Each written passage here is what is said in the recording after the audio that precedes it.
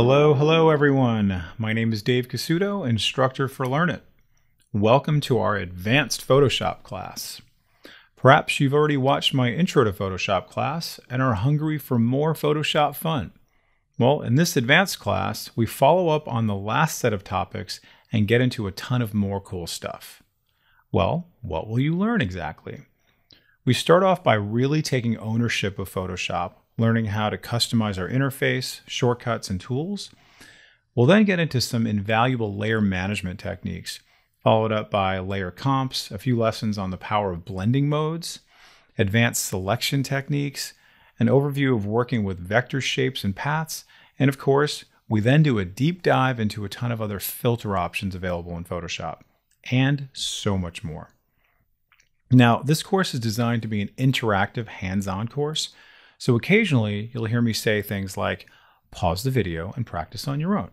So make sure you download the class files from the link below to do so. This will ensure you get the most out of the course and learn the program in a more experiential, hands-on manner. I'm looking forward to getting you a little closer to expert status and in showing you all the great tools Photoshop has to offer, so stay tuned and get ready to learn. If you're enjoying these videos, please like and subscribe. If you want to earn certificates and digital badges, please become a member of our Patreon. The link is in our video description. If you have any questions you want answered by one of our instructors, please join our off-site community. The link is in the description as well. And as I mentioned, this course does have exercise files, and you'll find them in the video description below. Let's begin with how we can customize and essentially take some more ownership over Photoshop. Now that we're in this advanced level, we're going to have a little bit more flexibility and choices in terms of what we want to do with Photoshop. So currently I'm looking at a current workspace, but I'll want to customize this.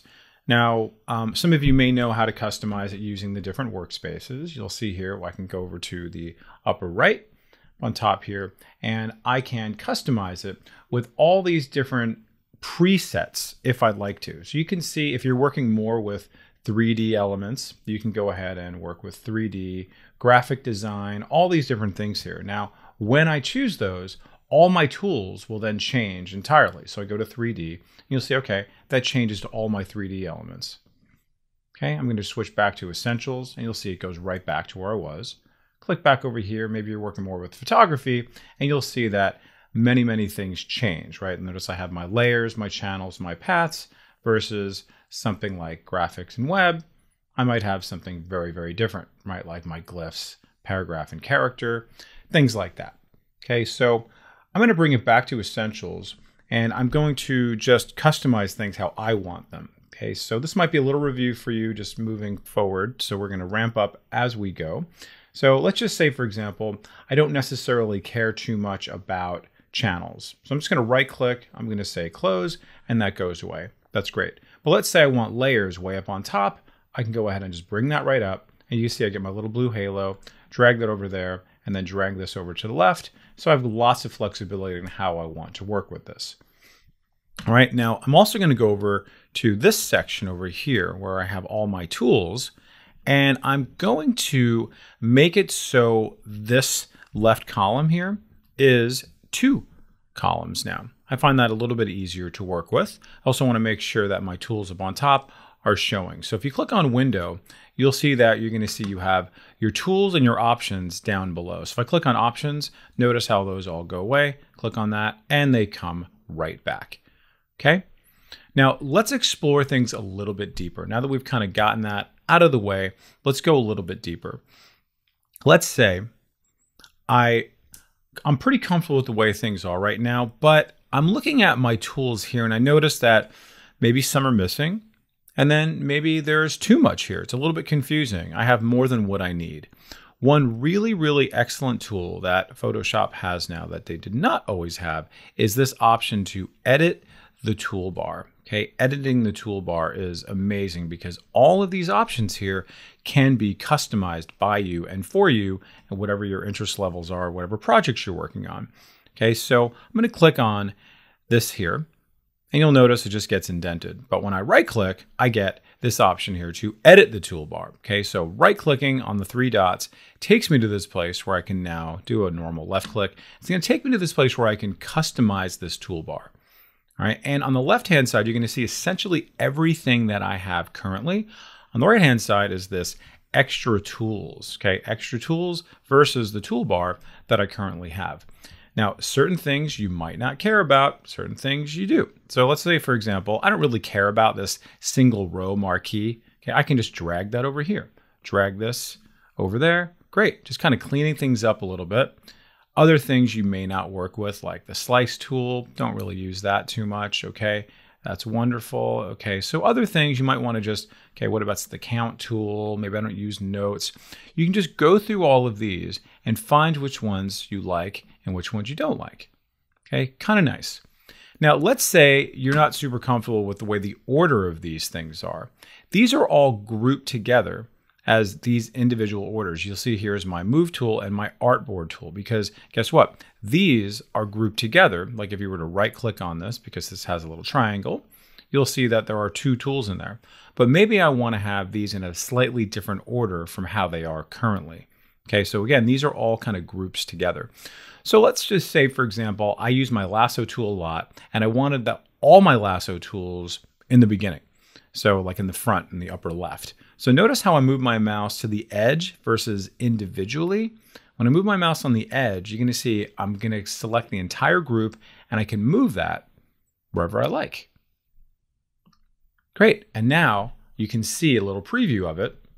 You can see there it is right there. That is now going to be the first set of tools that I'll be working with.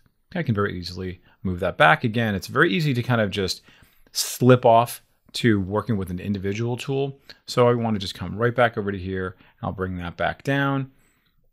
That's great. All right. Now also note that you can move one tool into another set of tools as well. So maybe some of you are just going to say, hey, listen, I want to have all my tools under one icon set. And you can very, very easily do that. All right. So this will be something you'll want to experiment with. Of course, I'll give you a break to just practice. Now, let's go ahead and take a look at the bottom. We see these options. Do you want to show these things or not? Okay, so you can see, do you want to show the shortcuts? Do you want to show all these options down below for your foreground, your background, your quick mask tool, for your screen mode? Maybe you never use those things. Let's get rid of them. So I click on that and then notice my quick mask goes away. Okay, I just want to simplify things. Again, totally up to you. Now, if you ever change your mind and you want them back, you can very simply click on that. You can very simply drag this and move it wherever you want, right? Amazing. Just really very, very cool that they give you this option to completely customize everything you want, okay? And what you don't want, and then where you want it. Now, there might be some times when you just want to save a certain preset. So you're going to be working on that set of tools and that order and that layout for certain projects, for certain clients at certain times. So what you can do is you can save a preset and then reactivate it later on if you like. Okay, so if I wanted to save this, I could just click on that, and then you'll notice here it's going to save it as this TBR custom toolbar. That's great, and then it's going to be there for me later on. I'm not going to do that for right now, but just know the options there. And then if you're working, let's say, on another computer and you wanted to load it up, maybe you switch computers, or your friend of yours, a colleague, says, hey, listen, I have it all set up, or this is what we're doing consistently across our company. You can load a preset, so therefore you don't have to do all the work. It comes right in, and then bam, there you have it. Okay, and then all your presets will be there ready to go for you to activate. So I'm going to click on Done, and now I have my new and improved toolbar. All right, now just a couple of things here with my toolbar that I'd like to do before we go to the next level of customization is I like to, number one, first of all, if you haven't done this before, is with my Move tool, I like to make sure that my Auto Select is chosen and my Show Transform controls are chosen. Now yours may look a little different. Yours actually may be an icon versus a checkbox, but it essentially accomplishes the same thing. All right, so just make sure we're all on the same page here. Now, the next thing I'm going to do is I'm going to show you how you can customize some keyboard shortcuts.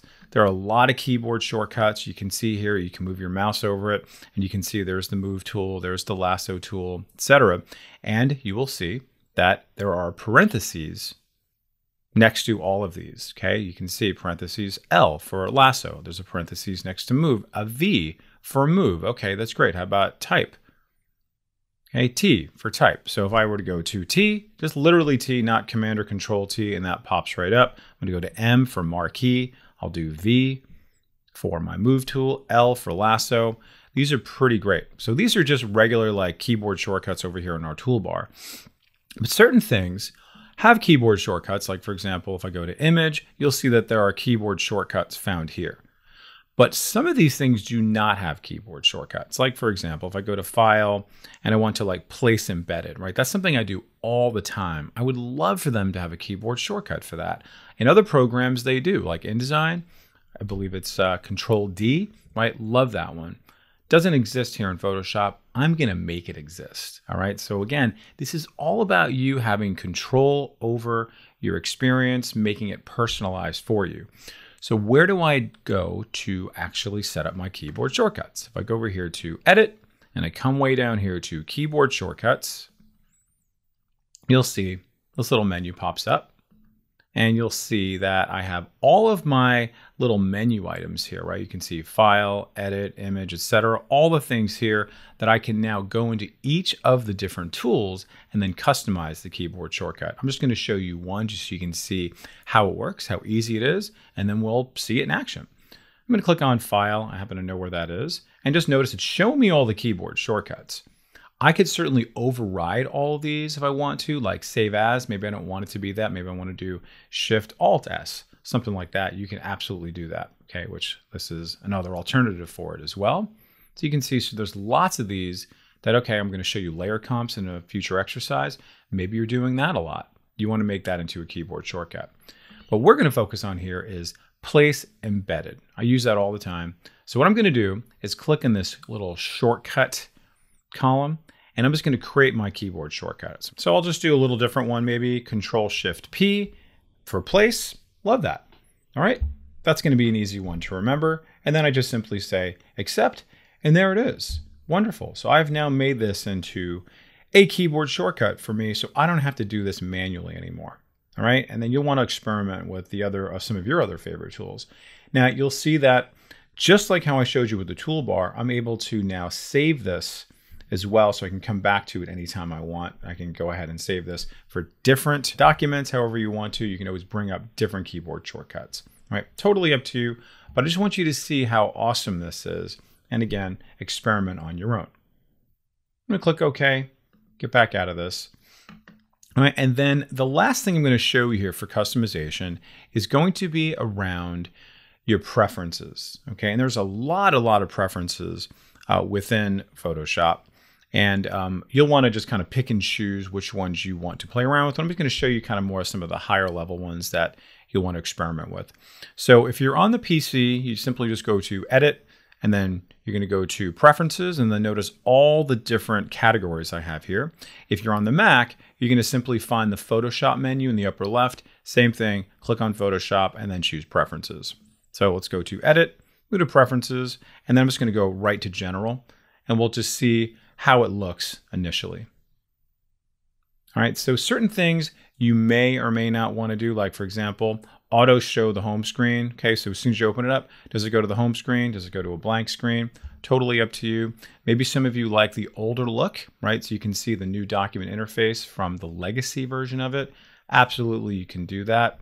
Here's an option you might like, is the skip transform when placing.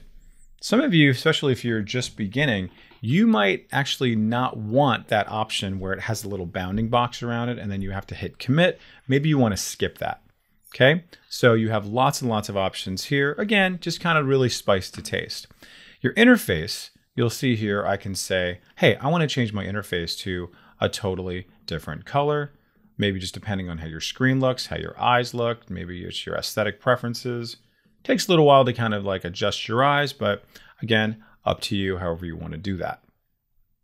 Now, if we go over here to Workspace, you'll see that I'm going to have a lot of different options here in terms of how I want my workspace to be shown. All right, so you notice how I have this auto collapse iconic panels. What does that mean? This area over here is known as my iconic panels. So it could be that when I click on it and I'm not using it, I want it to auto collapse. I want it to then just sort of like go back to where it was. I don't want to have to do it manually. It's just going to automatically go back. So I can set that to do that if you want to. All right. You also might want to change how your documents are opening up. Notice I have a tab up here. You might want to change that to just opening up into floating windows. If you'd like to do that, you can also make your tabs a little smaller. If you like to, you can see that does that. On, off. Okay. Just like that. All right, now let's take a look at our units. Some of you may decide that you want to change your basic unit of measure, the default, to be not inches, but pixels, because you're working more with web stuff versus print stuff. Okay, maybe picas is the way you want to go if you are working with more print stuff. Okay, so you can change that. All right, but a good rule of thumb is that you want to make sure that no documents are open when you do this, because then it will change it for all documents moving forward. Right? And then a few other things around resolution, what's going to be your default for new documents. You can change all these things here. And then some of you may be going a little bit more advanced with guides, grids, okay, and if you are working with slices. And you just might want to change the color. You also want to change the look and feel of it. Okay, so when you're working with guides, it's a really great way to stay organized and stay aligned with your content. You can change the colors of these things like really easily to pretty much most basic colors. And you can see here, you can make it dashed, you can make it just a solid line.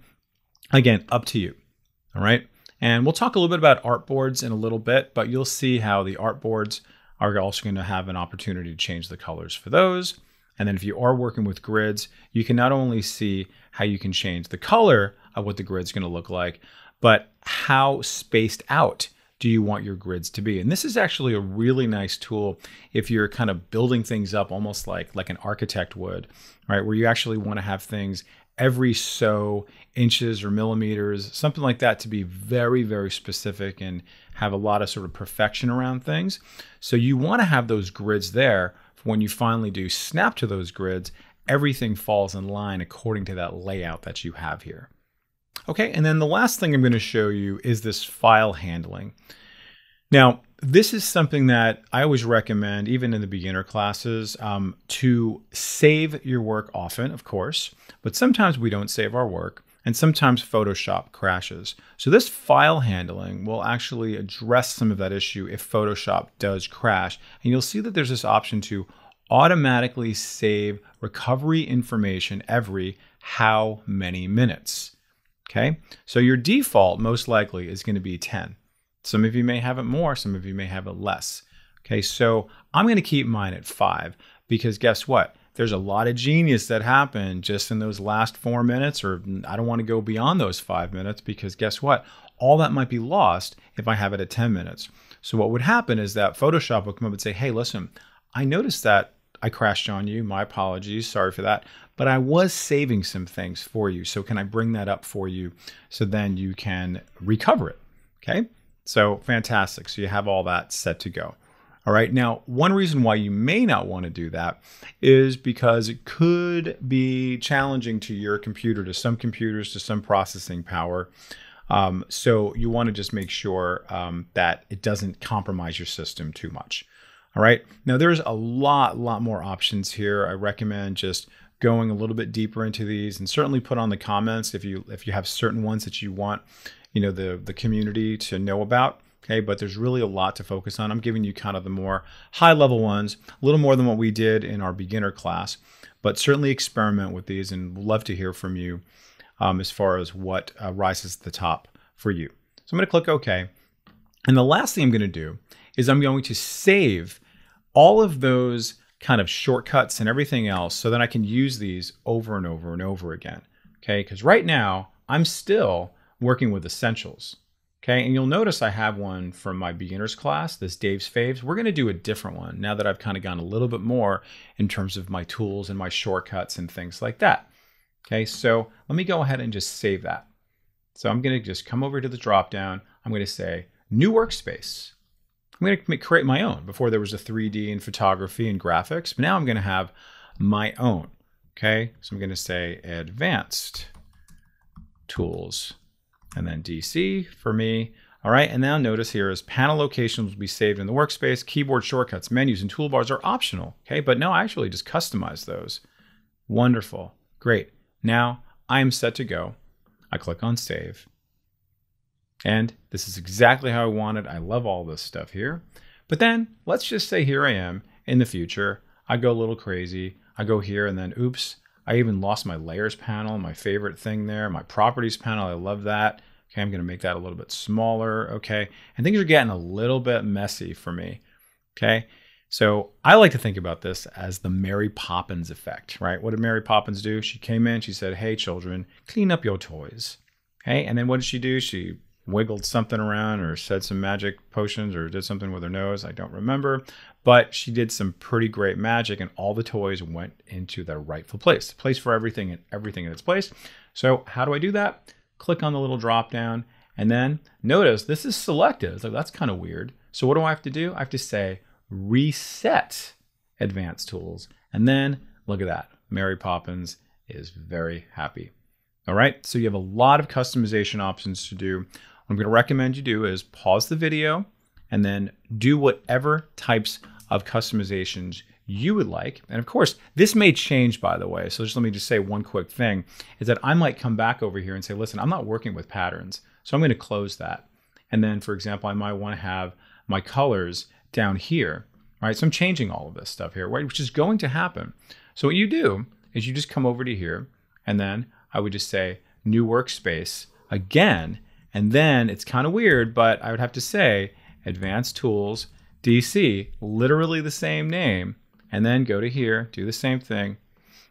And it's going to tell me that the custom workspace advanced tools DC already exists. Do you want to replace it? I'm going to say yes.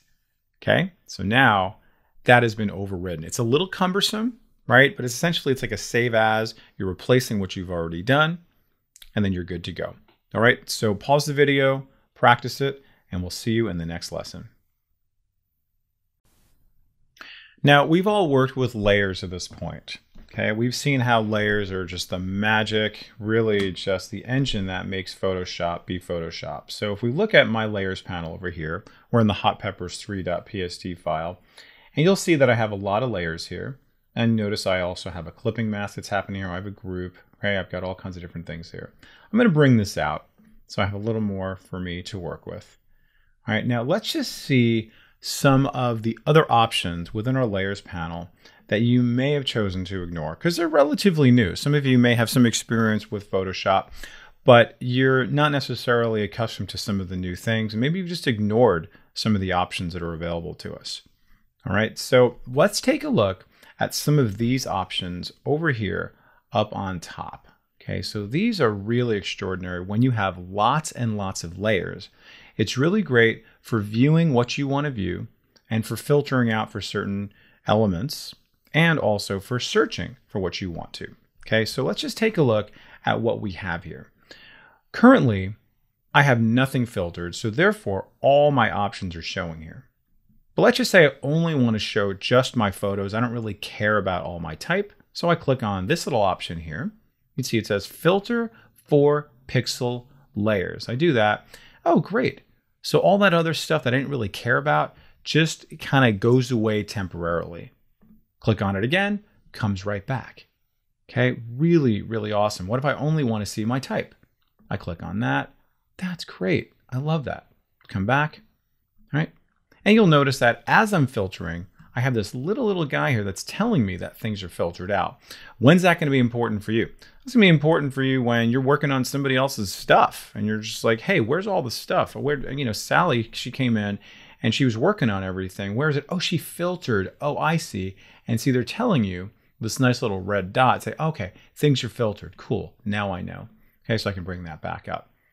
All right. Now, let's take a look at some of the other options here. Because currently, we would be filtering by kind, right? Not nice, but the type, right? That's what we're looking at here. Pick a filter type, right? Like our images, our adjustment layers, our type, etc. I click on this, but also note that you can click on name and then just do a search for something. Okay, so I'm just going to type out BANNER, and then look at that. Wonderful. That comes right up. So if you're looking for something, you can't find it, you can also search by name. Maybe you're working on different effects. So let me go ahead and just change this back to kind. So we're back to square one. Click on this. I'm going to choose effect. Okay.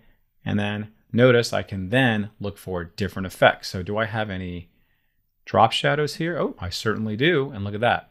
Comes right up. So it could be a situation where you're like, listen, we're not doing drop shadows anymore. That's very 90s or whatever story you're telling yourself. You can find all your drop shadows and then just change them. Just like that, right? So super easy. You'll have them all in front of you, nothing else, because it only shows those effects that are that effect that you want to work with. Let me come right back to here.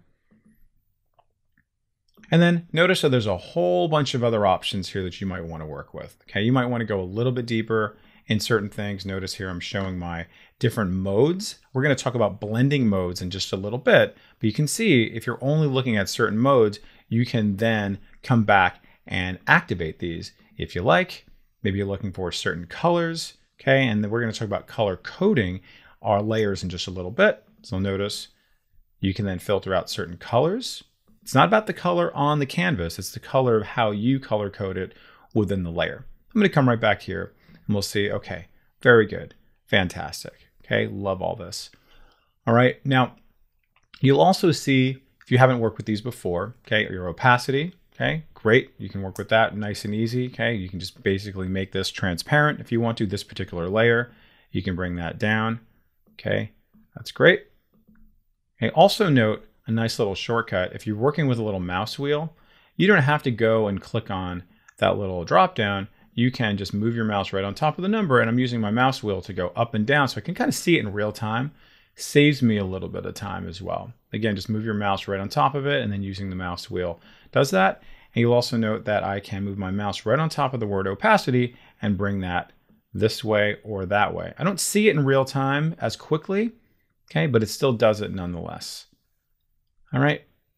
Now, down below, you also have these options here to lock certain things. What are you trying to lock? You're trying to just lock just my transparent pixels, right? You can just try to lock.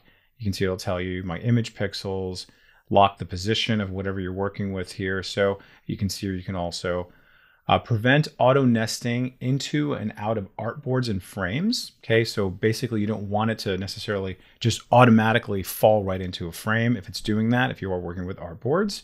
Some of you working with Illustrator may have some experience with artboards. And you'll see here also, I can just lock the entire thing. And then bam, I can click on the lock again, or I can click on this lock and you're good to go. All right. And then fill, as much as this will work to a certain extent for these, right? It kind of does the same thing as opacity. Generally, this is reserved for shapes. Okay, so you can actually just kind of remove the fill for these, right? But it essentially does the same thing as opacity does. All right, so great control over your layer management. Okay, so just really understand kind of what all the things you can do up on top here that you may have chosen to ignore. Now, right-clicking goes a long way with your layer management. Okay, so if I right-click on this right here, you're going to see I have a lot of options here. Okay, so one is to convert to a smart object. In my earlier class, we did talk about smart objects. So smart objects basically protect your layer, right, from actually having any kind of like a destructive nature to it, right? So any kind of things you're going to do to this particular image, it's not going to be affected if you make it into a smart object, okay? Typically, me personally, I make something into a smart object exclusively when I'm going to put a filter on it. Okay, then it becomes a smart filter and it becomes non-destructive, and then that way I can also manipulate it. You'll see more of that in our earlier class that we published, and also later on we're going to be doing more stuff on filters just the same. All right, create clipping mask, right? I showed you how to do that in an earlier class just using the Alt key. So lots of options here that you could do with the right click, but we're going to do other ways that I showed you. Okay, and then once you have some layer styles, notice here's some other options to copy and paste layer styles. Okay, you can flatten the image, right? So therefore it's going to be no more layers at all. Maybe you want to do that, but make sure you've committed to that. And then finally, we have some of these other options here for color coding. Okay, so let me just go over here to my clipping mask group, and I'm just going to make that red. And notice how the whole group then gets red. I'm going to right click on my banner. I'm going to make that yellow. Okay, and notice how that becomes yellow. And then coming back to where we were before, let's choose color, and I will choose now red, and then look at that.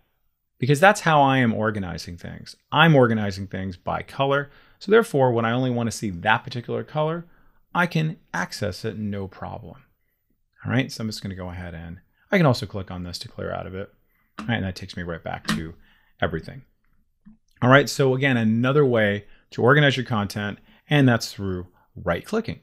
Okay, so right-clicking really does go a long way in this program, so don't be shy about that.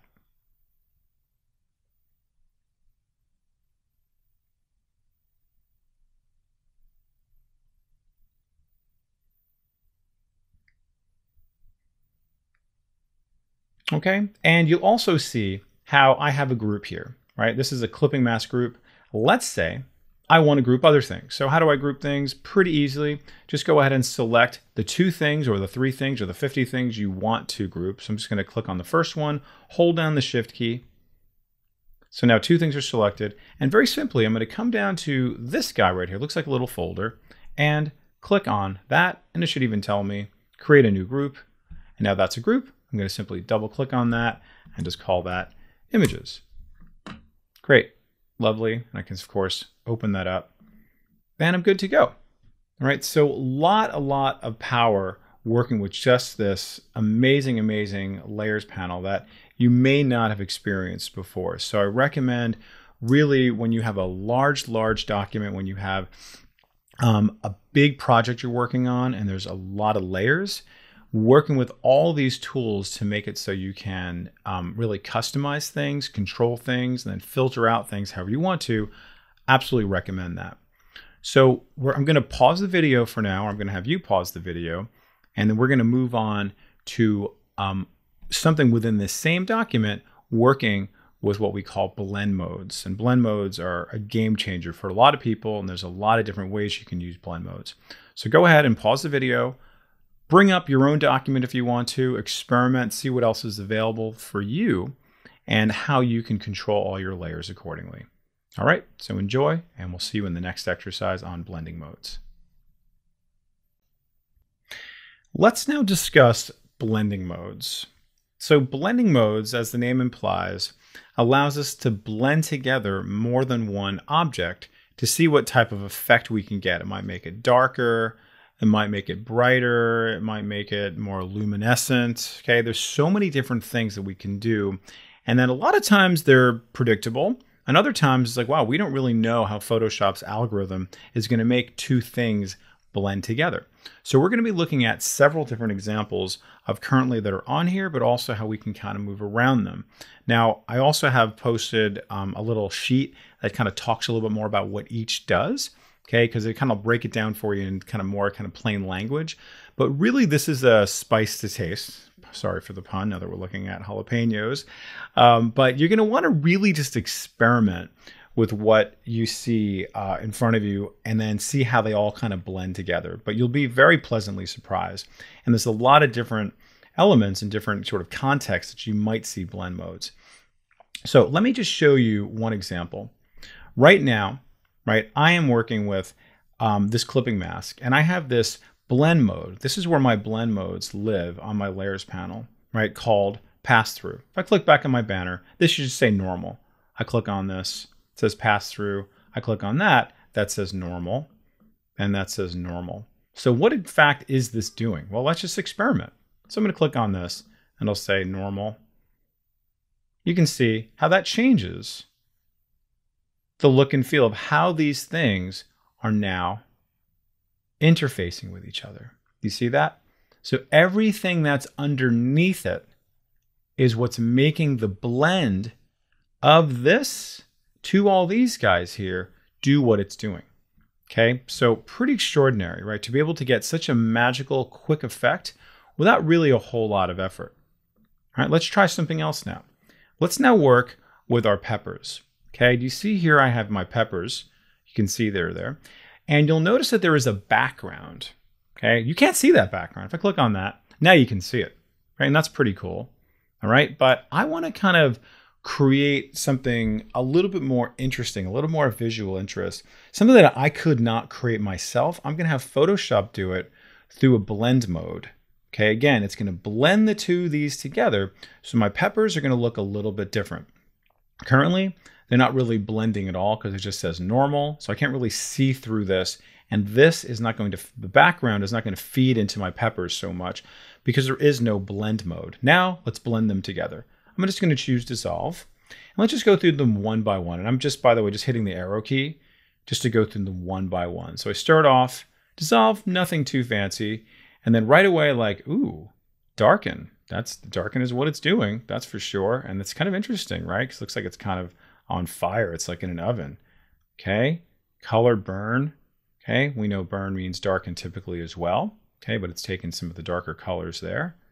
And then again, you just want to sort of experiment. What is going to be the look you're looking for? How is this going to kind of tell your story without distracting things too much? Ooh, that's kind of neat. Color dodge. Some of the words we've seen before, like dodge and burn, come in here as well. Okay, and by the way, you'll just notice that these are all broken out into different sections here, right? This is a very much, you can see here is burn for darken, and for lighten, you can see there's the word dodge. Okay, and then some nice little light options here, okay, but very clean overlay. Okay, and a few other more kind of abstract ones you'll see like, oh, that's kind of an interesting one that really, really makes it look like it's under like hot coals. Okay, so you'll really want to experiment with all of these. Okay, now sometimes you do want to combine them with your opacity, because if it's coming a little bit too strong, maybe you want to bring down the opacity of what's underneath it. And then, so therefore it's not quite as strong. You're still getting kind of a nice subtle effect there. Again, this is very much a spice to taste type of thing, right? So really experiment with it. This is a good document to experiment with, but you may have one or two things that you want to work with. Certainly type with something that's underneath it can really have a pretty extraordinary effect. So work with that. Now, you're going to see blend modes in a number of different capacities. All right, I'm just going to show you just one of them, and I will point it out as we go through our class, how you'll see them again and again and again. All right, but the more common way you'll see it is typically going to be underneath where you have your effects. Okay, so maybe you've done effects before, right? Where maybe you've done a drop shadow, or you've done a glow. Okay, what we're going to do is we're going to do a color overlay for this particular banner. So you'll see lots and lots of options here. I'm going to say color overlay, and it's just going to color it with black. Okay, not what I want, but sometimes that's pretty good, right? Maybe that's actually exactly what you wanted to do. That's great. Color overlay, fantastic. You'll also notice here's the option for opacity, because maybe I just want to make that just slightly kind of darkened or whatever. Now this is coming in as black, right? You can see that I don't want this as black. So what I can do is just maybe simply go over to here and just choose this nice little fire color of orange. Okay, that's great. Love that. Still not doing what I wanted to do, obviously. I could, again, bring down my opacity and do all that. But let's see what happens if I apply a blending mode to my actual effect. So we've only done blending modes between two different layers, but now we can actually do it with this color overlay and what it is, in fact, overlaying. Okay, so you can see what this is going to do. Okay, so let's just see dissolve, not too much. All right, darken, something's happening. Ooh, that's kind of interesting. Oh, that's a little better. I'm starting to see some lines in there I didn't notice earlier, so I might want to affect that ahead of time. All right, so you can see how what it's doing for each of that interaction that I see here between that color and my banner. So I might like this a little bit. Notice subtract is kind of doing the opposite on the color wheel a little bit. So I can then go ahead and just blend it in a tiny, tiny bit. Maybe see what some of these abstractions can do. Okay, you just want to experiment with this. Okay, that's kind of nice. Looks a little retro, kind of cool. Let's make it go harder, maybe softer. All right, love that. All right, so I'm pretty much good there. And I click OK. And notice it doesn't show up over here except for the color overlay. Okay, it doesn't show up here, but it is in fact happening. So when I double click back in color overlay, I'll be able to see that I have a blend mode on this. So it's a nice kind of like hidden trick to be able to actually affect something without affecting it on the layer proper. All right, so again, something you want to definitely experiment with. All right, and I will be pointing out once again of how we can work with different blend modes as these things come up. All right, so again, pause the video, experiment with it, see what you can do. And then what we're going to do when we come back, we're going to work with the same exact file, our hot peppers, and we're going to learn about something called layer comps. And I can assure you, you're going to love it. What is a layer comp and why do we want to use a layer comp and why are we going to love them as promised? So a layer comp is designed to give you different iterations within the same file. So if I have a client and they say, well, listen, can you just give me like 4 or 5 different versions of what you're working on here? But I want to see them all in one page. I want you to create a PDF. I want to have several different ones churned out. It's like, really? So that means that I gotta now create 4 or 5 different versions and I lose the initial one I did, or I have to find those other 3. That's a bit of a pain. Layer comps are an amazing, amazing project-based tool that's gonna allow you to then say, hey, listen, I wanna try one with my banner down below. I wanna try another one with a different kind of blend mode. You know, I wanna move things around, right? You might wanna just take away some of our effects. You can do that using layer comps without having to go to another document altogether in order to process it all. So currently I'm working on my layers panel. There is a panel called layer comps. So I'm going to bring that up. I'm just going to bring this over here. Don't need my notes. And for right now, I'm just going to bring over my layers this way so we can kind of see everything a little bit better. So currently I have a layer comp panel that has no layer comps on it. So what do I need to do? I need to create those layer comps. Okay, those iterations now need to be created so they can be saved and preserved and exported so I can then show them and use them. Okay, so it's really, really awesome. Okay, this is going to save you just a ton of time and make all of your clients and coworkers very happy.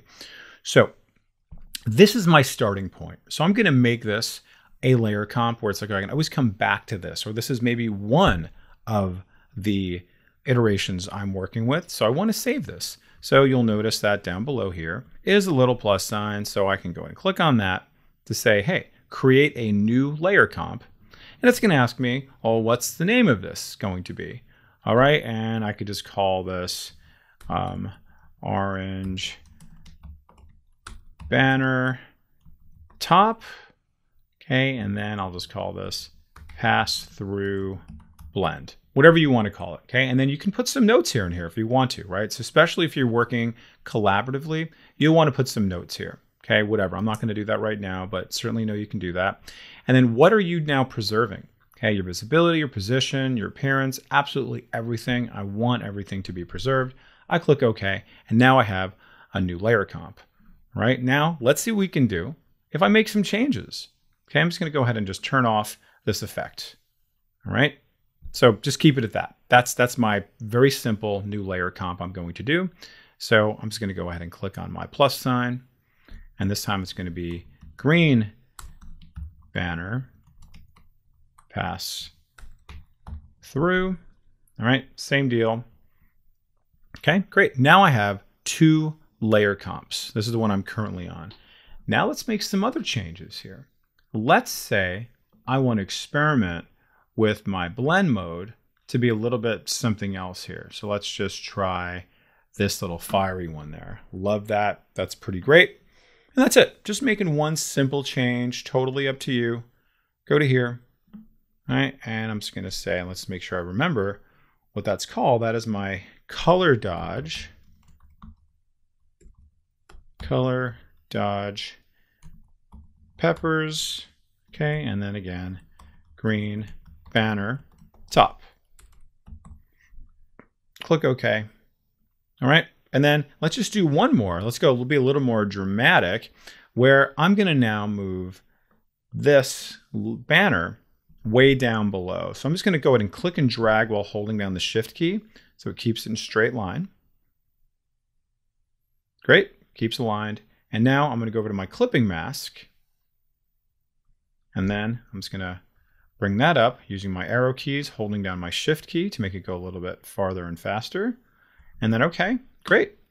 Something completely different now. Just trying it out. Why not? So I'm going to click on my little plus sign. I'm going to say banner, green, bottom.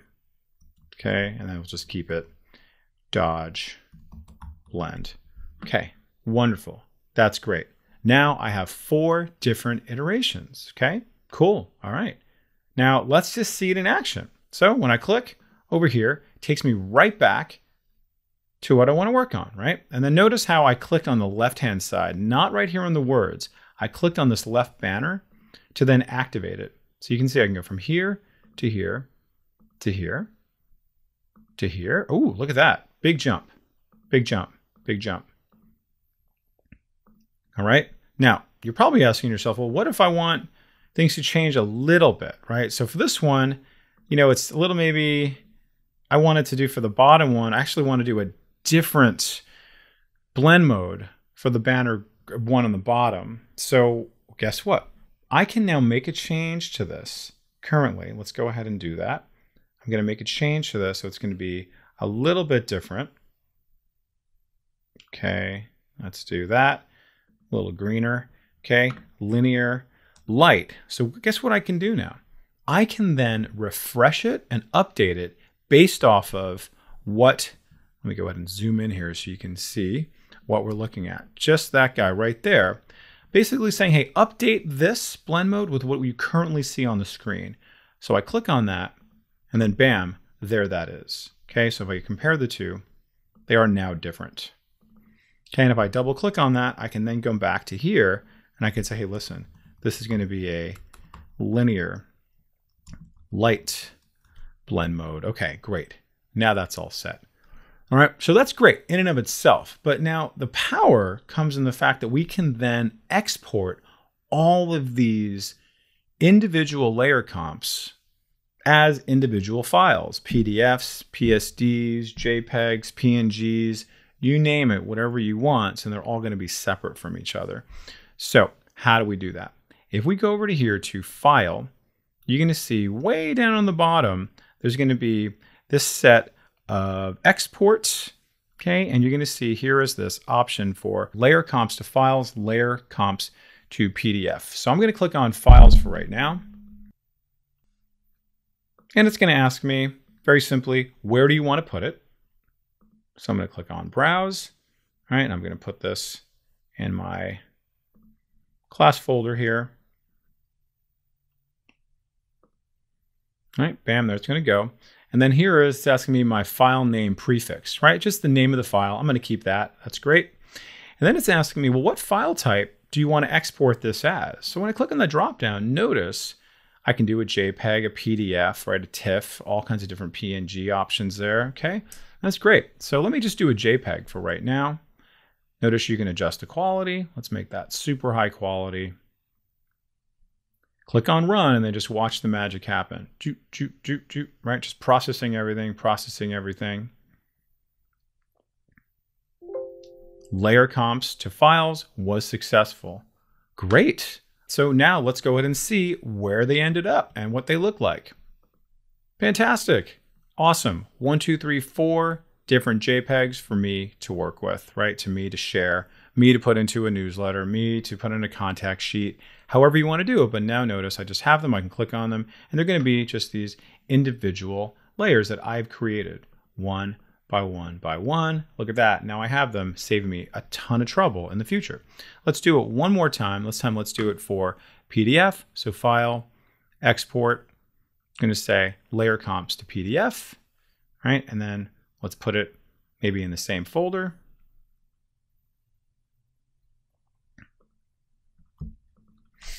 Okay, and then we'll just call up Peppers. All right, and then notice it does give me the option here to advance it, in case you're doing a slideshow, I don't really care about that. I'm not doing a slideshow, but maybe you are. So you can absolutely do that if you want to. Notice you also have the option to only export selected layer comps. Again, totally up to you. So let me click on Run.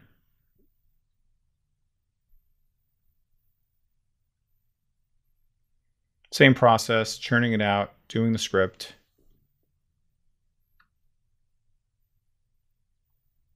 Running through each layer comp, then it tells me it's successful, where it's going to go to. That's great. And now come over to here and look at that. One PDF, name Peppers, and I click on that. And we'll be able to see. I'm going to say don't care about screen mode. So right now we'll be able to see all the pages, look at that, in one PDF. It is absolutely amazing. All right, so let me just come right back to here. And I want to encourage you again to pause the video, try this out yourself with any kind of thing that you're working with where you're manipulating the layers to then just have, different iterations. Okay, if you're working on different projects, absolutely, hopefully you see the value in this, and give you some time to practice, and then we will come back with our next exercise. Have fun.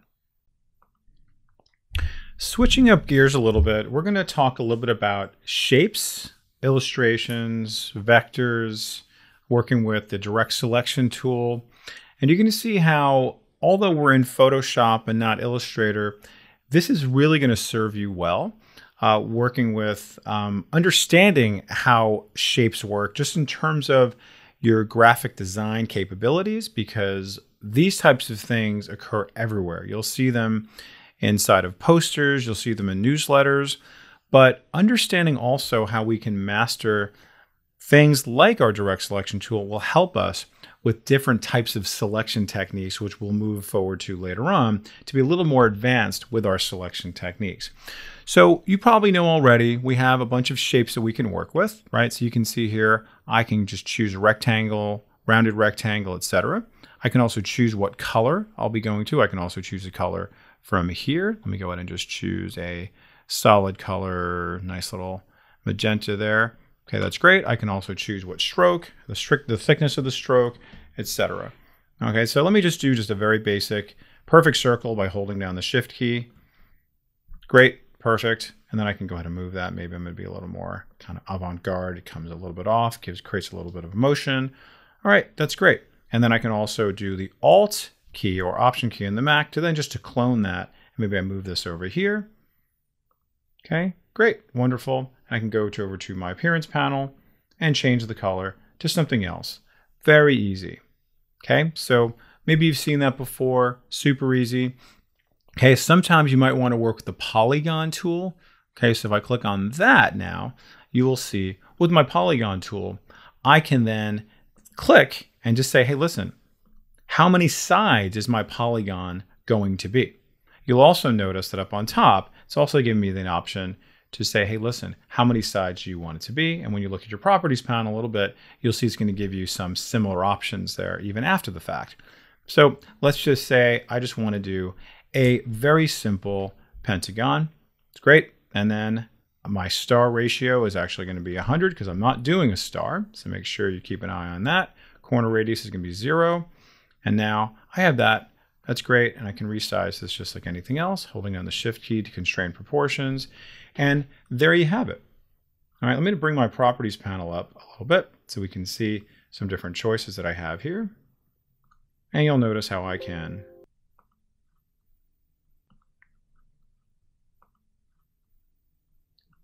okay, and then I'm going to go ahead and resize that, holding down the Shift key.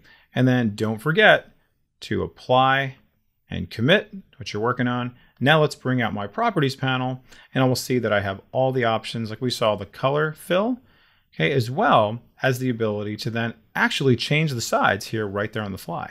So I just want to do that.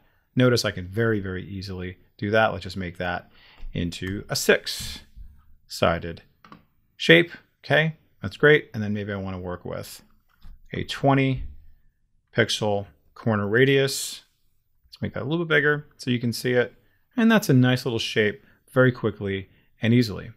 Now you also have the option to do stars. So let's take a look at stars.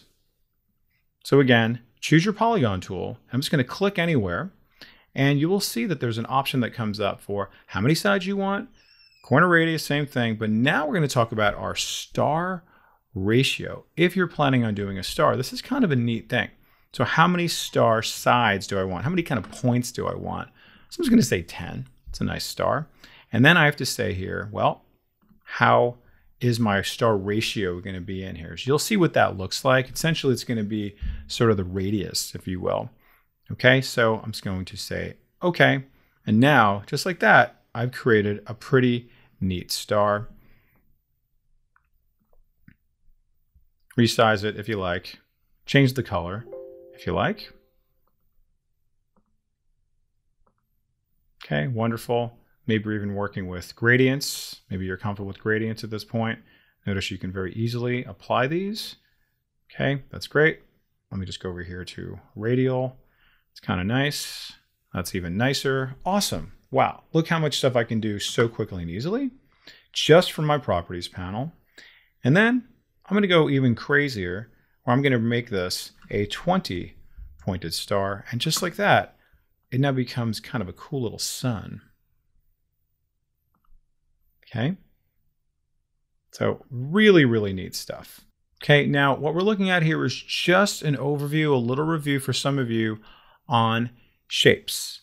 Okay. Now this is just the beginning. There's so much we can do. All right. These are known as vectors. Okay. So this is a vector shape. So essentially what that means, just kind of putting it into quick layman's terms, that I can make this as big as I want, and the lines get very, very smooth, right? They maintain their smoothness, no problem there, okay? So as opposed to a bitmap image, as opposed to a JPEG, which is going to actually lose some of its resolution if you make it too big, bigger than its initial resolution, okay? But a vector image will not lose it. All right, so let's see what we can do now that we have a vector option in front of us here. So let's see what the direct selection tool can do for us, the direct selection tool. What that's going to do is going to allow us to play with the vector points, or path points, right? You might hear them be called. Okay, so all of this, let's say I want to really customize all these little spikes on the star to be a little bit less uniform. I can control that, no problem, using my direct selection tool. Okay, not this one, but it's going to be this guy right here. So you'll see here.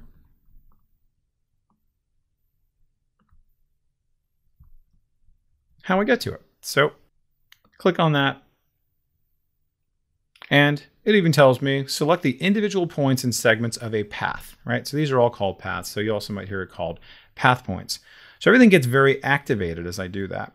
Now, if I click directly on one of them, notice how this one gets dark blue and the rest of these are hollow. See that? Hollow, hollow. But this one is solid because I decided to select on that. So I'm going to go ahead and click it, and then watch me as I click and drag, stretching that out. Okay? The operation will turn a live shape into a regular path. Yes, I want that. So very good. Now it's become kind of an official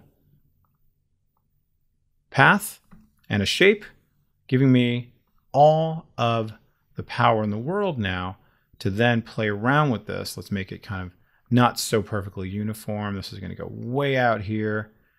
This one maybe out here. Maybe his neighbor is going to be way out here. Okay, so you can see all the things that we can do to manipulate this shape. Okay, let's just go to another one. I just bring this over here, come back to my regular move tool, and let's just move that out of the way for a moment. And let's go over to here, go back to my direct selection tool. And then when I click on this one, you'll notice it's going to be a little bit different. Okay, it's going to be a little bit different because I have curves here. Okay, so when I click on this one, you'll notice that there's going to be these little guys right there. Okay, these are known as your Bezier handles. And by the way, this is a really nice introduction for Illustrator, by the way. So understanding how the direct selection tool works and also these little Bezier handles. But notice how you have this little option right here, and you also have this little option right here. This is now connected more to the shape itself, but this will actually control the curvature and the sort of magnitude of that curve, okay, as opposed to just like a hard right angle.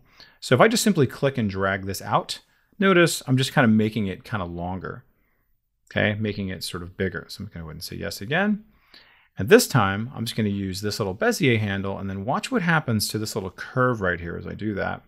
Click and drag out like that. And maybe I want to match this to be out like that. And then I'm going to drag this guy here. And then notice I can start making a pretty unusual shape very quickly and easily. I just started off with this shape, but then I was able to then manipulate each individual path point to make it what I want to be. Okay, so really cool, really easy to work with, okay, in case you want to manipulate your own. Now, I'm going to show you in a future exercise about how we can make our type get converted into shapes. So therefore, you can almost kind of create your own font, if you will. All right, so let's just do one other thing with shapes before we convert something to a clipping mask. We'll see how we can work with shapes and clipping masks. But we're going to use the custom shape tool. So I click on that.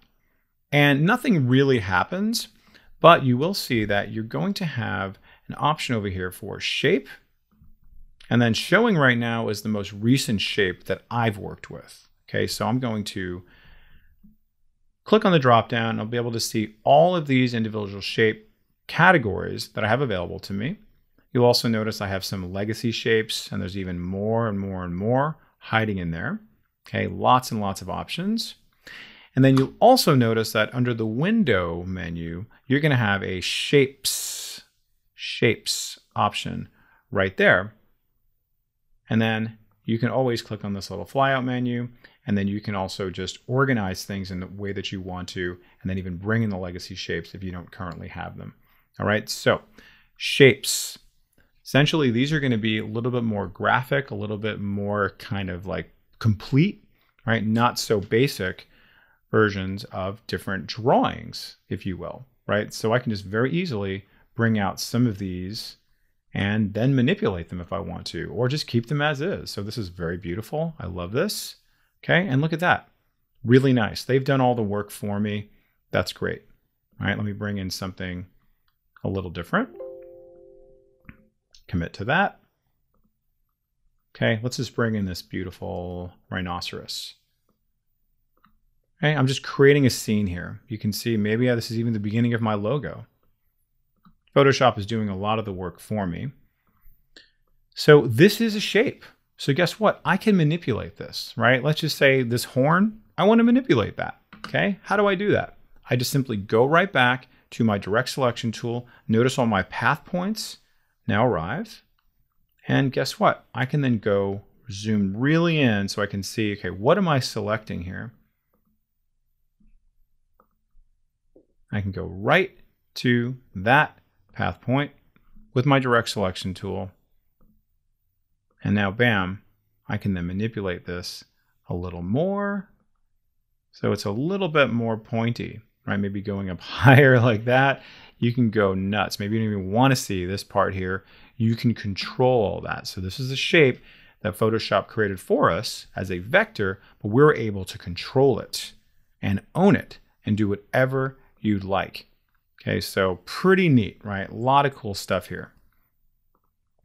Okay, so I now have another image that I'm working with that's over here in this cube of curves. I'm just going to drag that up into here, drag that back down here, and I would like to just maybe put her inside of this star. Whoa, that's kind of interesting. I can do that. Well, let's just try it out. I don't know. So I'm going to bring my background up above. I'm going to unlock her just like that. She goes away. And now guess what? I can do a clipping mask with the shape. All right, if you followed along in my last class that I taught for my intro, we learned about clipping masks with basic text and basic JPEGs. But text essentially kind of acts as a shape in a way for you to frame your image however you want to do it. So if I want to make this clip into this, very simply hold on the Alt or Option key and click. And look at that. How cool is that? Now she is the star. She is living inside of this little sun. And I can do all kinds of interesting things here. Let me go ahead and just bring in a solid color background. Let me bring that down underneath. Okay, cool, fun. Maybe you want to go a step further, do a gradient background instead. Okay, you can do that just the same, have lots of fun with it. And then just bring that down below. Okay, a little bit of a different look, but you can see how you can combine all of that knowledge now to then manipulate your shapes, right? Of course, I can manipulate this now again, even if I wanted to now play around with these stars, I can easily do that. Now bring this up a little more, show some of the image. You have all the control in the world to be as creative as you want with kind of minimal effort, you know, kind of cool. Now I can see more of that image that I couldn't see otherwise. Okay, so what I want you to do is pause the video and start experimenting with shapes. If this is the first time you're working with shapes, start slowly, work with some of the basic shapes, and then see what happens when you manipulate it with your direct selection tool, and then maybe bring in some of your custom shapes, see what you can do there, change the colors, apply a gradient if you like, right? And then, just as a bonus, if you want to do something fun like this, where you can do a clipping mask, practice that as well. Okay, enjoy, and we'll see you in the next video. Let's talk about text, baby. We're gonna go a little bit deeper than you might have gone with text in the past, where we're not going to be doing about typography and leading and all that stuff. You can watch our intro class on that. We're going to talk about how we can work with type as shapes, and also why we want to do that, and then also how we can work with type on a path as well. Okay, so why would we want to do type as shape? Number one, you may have your type coming in when you're printing it slightly pixelated. Okay, so when that happens, you want to do what we call creating as outlines or converting it to shape. So your printer might say like, hey, listen, it's coming a little pixelated. Can you convert them to shapes? So if I were to try to print this, it's going to look a little jagged or whatever it is, just because it reads it as like a bitmap. If you convert that to a shape, that'll address that problem. That's going to be number one. Another reason you might want to do that is to be able to kind of create custom fonts, right? I like this, but I don't love it, so I might want to change it. It's a starting point for me. So you can be super creative and then make your text look exactly how you want it to. Okay, so really cool. So what can we do? How do we do it? So right now, this is just a regular type that I just typed out, right? No big deal here. Okay, just click on it. Okay, that's great. Now you'll also notice, bring my layers panel out here. I have this Photoshop layer. It's a type layer. You can see there that is. Now I'm going to right click on that, and you're going to see there's this option here to convert to shape. Okay, so if anybody ever says like, hey, create outlines out of it, in Photoshop, this is how you do it. In other programs like InDesign and Illustrator, they literally say create outlines. So I'm going to click on convert to shape, and you'll see just like that, it's going to look very familiar if you watched our last exercise about how we worked with shapes themselves. Okay, so now they're all individual shapes. Okay, they're not manipulatable anymore as type, just know that. All right, but I'm gonna have all the control in the world now to now just select this, this, and this all independently as individual shapes. And of course, you'll notice how I get all these individual path points for me to work with. Okay, so let's just say I wanted to make this H look a little different, right? Let's make it kind of like a metal kind of look, right? Like metal, like heavy metal.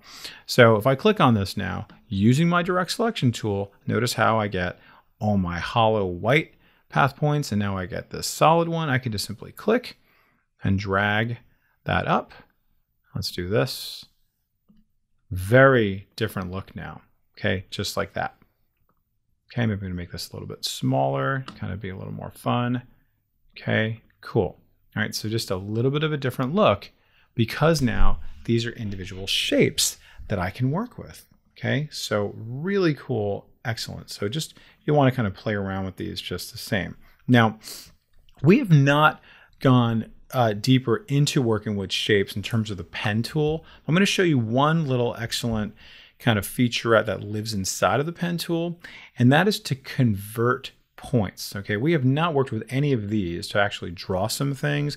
That's a little bit out of the scope of this class, but we may dabble a little bit of that when we get into our advanced selection. But what we're going to do here is convert the point. What does that mean? Convert the point.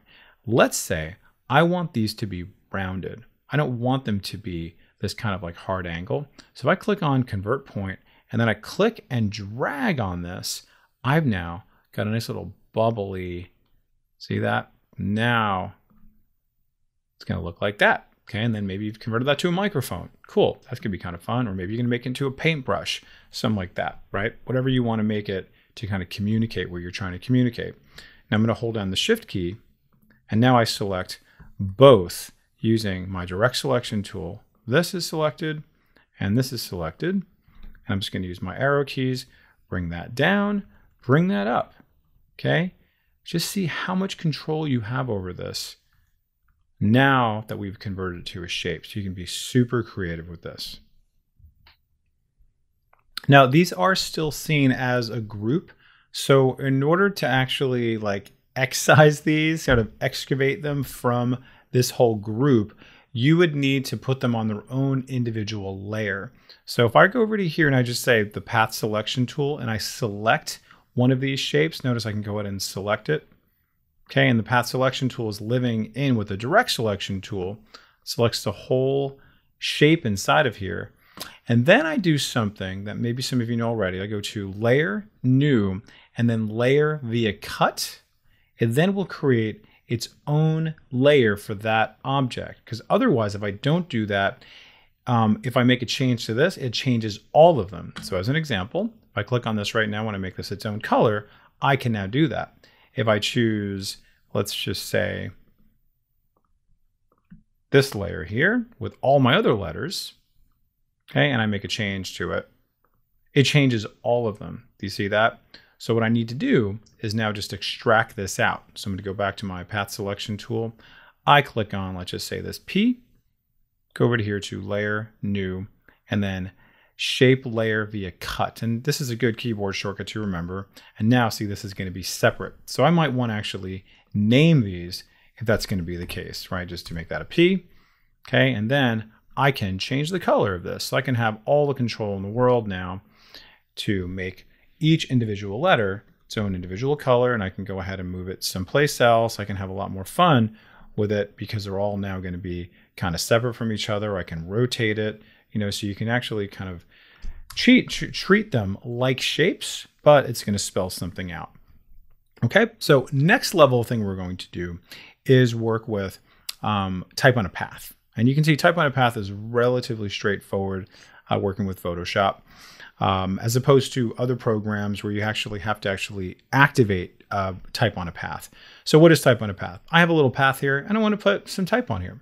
Okay, and your path could be anything. If you know how to actually draw out some paths, it might be around a mountain, a cloud, a star, something like that. We're going to keep it nice and simple for right now. So I'm going to just choose my basic type tool.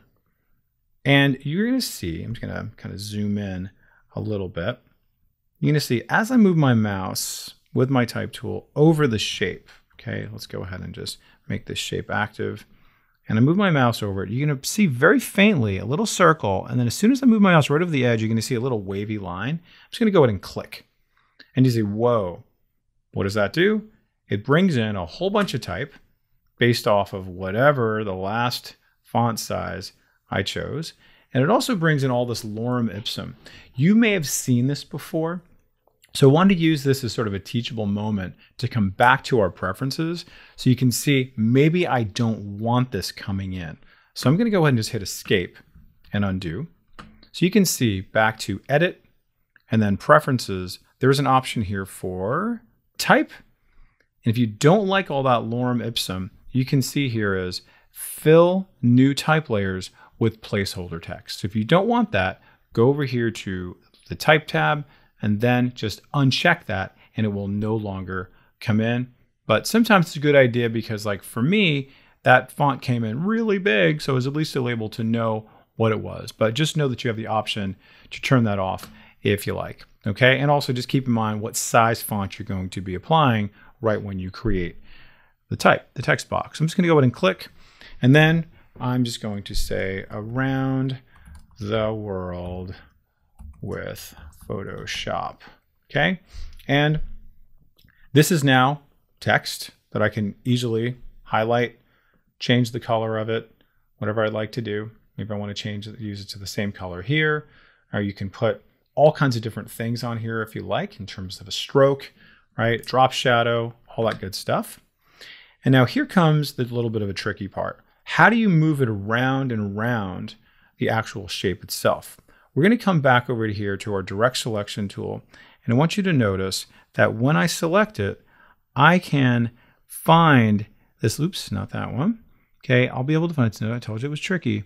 Okay, you're going to see that there's going to be like a little arrow right there that appears, a tiny, tiny little guy right there. You can barely see it. It's like a little triangle that tells me where it's going to begin. Over here, you can see now that little line appears. Then it also shows me over here, as I'm clicking and dragging, look to the left, like kind of where the equator is. This is going to show me where it's going to end. Kind of disappears a little bit. Okay, this is a very unintuitive way that they're doing things, right? So you can see, okay, things kind of like disappear on me, okay, because things got a little bit too sort of short for it. So the text box essentially got a little bit too short. So we want to kind of play around and understand that it's conforming to whatever kind of text you have beginning and also ending. Okay, so if you have any extra spaces there, just kind of play around with it to understand what it's in fact doing. Okay, but you can control that nicely and easily, and you can do all kinds of great things working with type on a path. All right, and let's just do one last set of options here. I'm going to draw out another set of options working with Photoshop. Make that nice and big. And by the way, good keyboard shortcut, what I'm using right now is Control Shift and then like the little right arrow or the period. And you can see that actually will make the text grow in real time. So I don't have to use my pesky old mouse. Okay, love that. There that is. And now I'm going to select my type and go over to here to this option that you may have chosen to ignore to be able to do some warping of my text. I click on that and you're going to see that there are some presets that you can say, listen, I'm going to just do a little arch. Maybe not so much. Bring that down a little bit. Okay. Maybe you want to distort things a little bit, kind of make it kind of superhero style. Absolutely, you can do that. Try another one. Let's just do bulge. Okay. Again, make that grow a little bit, bring that in, kind of even it out a little bit. Great. And again, this is one of those things where you just do spice to taste, how you want to kind of have it at the end. You can always come back to it, no problem. I click OK, click away from it. And you'll notice that unlike working with shapes, this is still type. You know, so I can treat it as type. I can come back here and I can just add on a little exclamation point if I want to. Great. I come over to here, I can add in maybe a little bit of a stroke, drop shadow, all kinds of different things here very easily. Okay, there that is. That's great. I'm going to keep that there just for the sake of the exercise. And then again, if I decide I want to play around with this again, I can just double click on the T, go over here to my T again, and then play around with it and maybe do something completely different. All right, so again, pause the video, play around with this. Notice that you have all the control in the world to be very creative with type, making them into shapes, and understand the reason why we do this is for visual and graphic elements, but also for when you're sending it to the printer so you can have cleaner edges as well. Okay, so have fun, play around, and we'll see you in the next exercise. Welcome back, everybody. Hope you're enjoying your exercises. In this lesson, we are going to cover 3D text. How do we convert our text, our type, into 3D? First thing I want to tell you, it's a good idea to use a font that's going to be nice, big, and blocky like this before you convert it. So if we take a look, our font is Luckiest Guy. You can see that's what I'm using right there, but you can use the font of your choice. So how do I make this into 3D? Very simply, we're going to just double click on the T. That selects all the text, and you will see that I get this little option here that says 3D that I can now activate. So I'm going to click on that. And what it does is it automatically takes me into this 3D space, okay? This 3D workspace. Maybe some of you have seen this before. When you click on this little drop down, there's an option for 3D. Probably never really had a need for it. Now you do, all right? Now, what we're going to do is we're going to just stay within the properties panel, because working with all this stuff here, right, to move it around and click and drag it, as tempting as that may seem to do that, it can actually be not super intuitive and very clumsy. So we're going to use all the options here and a couple of the options here to play around with 3D. All right, so the first thing you'll notice again is my properties panel, and you'll see that there are these tabs up on top that I can then play around with, and there's a few other options down below that correspond to whatever those tabs are. So let's just see what I can work with first of all. There is this shape preset for my 3D. Okay, so that's pretty cool how it comes in right now, but I might want to do a totally different one. So you can see there's a whole bunch of ones that are a little bit crazier, a little bit kind of like twirly and things like that. I click on this and you'll see slight change, slight change, slight change. I'm going to go over to that one. A little bigger of a change, right? No thanks, but the options are there if you want them. I can very easily go right back here. All right. You'll also notice that I can adjust the extrusion depth, right? That's what this guy is here, that guy over there, the light gray that I see.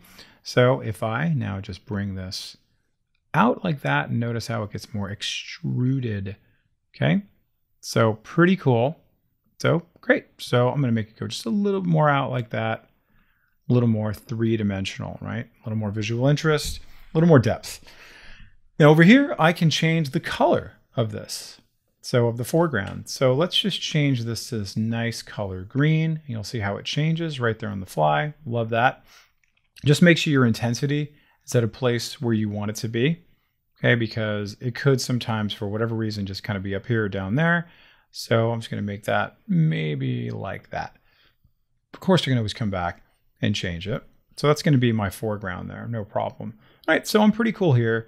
Just notice also if I wanted to, I can edit the source. And let me just show you what that's going to do. If I click on that, that's essentially going to take me right back to my font here. And if I wanted to change this to Rome or the Colosseum or Piazza or Pizza or whatever you want to do, you can easily change that. Now, what you may not notice is that it actually creates a new tab with a new file, which is this PSB file, which that's essentially just kind of spitting out kind of a temporary thing for me here. So I don't need that. I'm just going to go ahead and say close. Because I'm not making any changes, I'll just say yes anyway. And then it takes me right back to where I was. Okay, so in case you are making those changes, just know it's very subtle. It creates a new tab here. So let's continue on with our properties. Let's go to here and notice where am I? I am in my deform. All right, so what do you want to do here? So here's another option for my extrusion depth. All right, so it's doing that. All right, that's kind of cool. Yours may be doing something a little bit different because potentially you have a different set of elements here, like you maybe are adding on your twist, right? Oh, that's kind of fun, or maybe not so much, but you can see, all right, welcome to Italy. Okay, the home of the pinwheel. All right, I'm gonna bring that back to 0. And taper might be something you're interested in because it does that, or it can do that, which I really like. See that? It's kind of like dun dun dun, and then it's just sort of like a superhero. Let's bring that down a little bit. Notice what I'm doing. So, but totally up to you. You have those options, whatever you'd like. All right, and then you can experiment with some of these as well, because notice how you can play around with which is it the X or the Y in terms of the angles that it's coming in. You can kind of control each of those. You can see how that's going that way. Let's come this way. I'm just using my mouse wheel. You can see maybe you want it to point down that way. So it's left, right, up or down. Again, you have that kind of control over how your extrusion is going to go. All right, let's come back up. And by the way, again, here's your presets one more time. Let's come over to this tab, cap. And cap is essentially like, I have a little bit of a cap on mine since the last time I worked on this, but let me just show you what it's going to look like. And we can play around with different ones. You can see how we add a little bit of thing there. We can just add on more or less. Bring that down to whatever. Essentially what this is doing is playing around with this kind of a bevel effect. Again, do you like that or not? Play around with that. Okay, you can see, oh, that's interesting. A little more sort of chiseled, if you will. And there are some presets. Love them or hate them. They're there. Okay, kind of neat.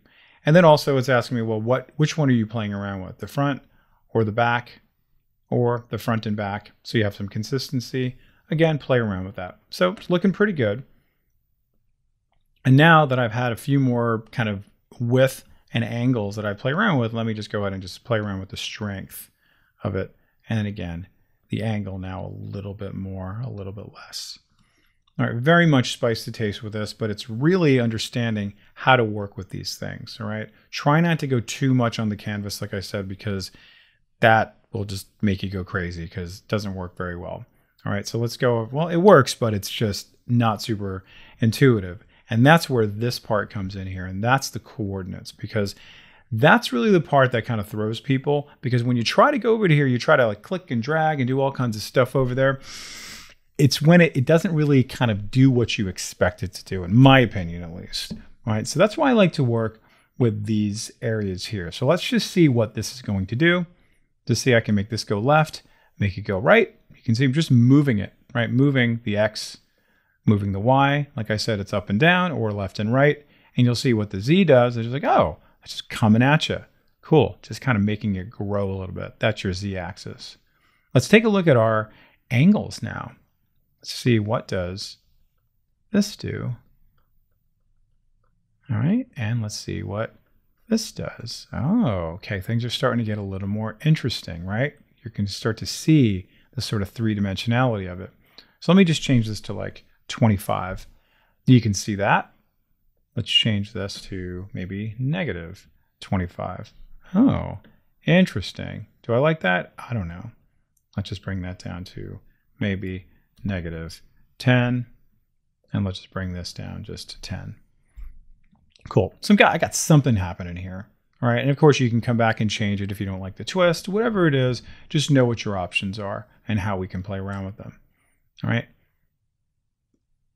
This one is just going to be our scale. You can see dimensions or percent, however you want to do that. So you can see, all right, that's coming in like that, or that's coming in like that, depending on which part you're looking at, right? The X or the Y, you can see they all kind of work together in unison. And very easily you could reset it back if you like.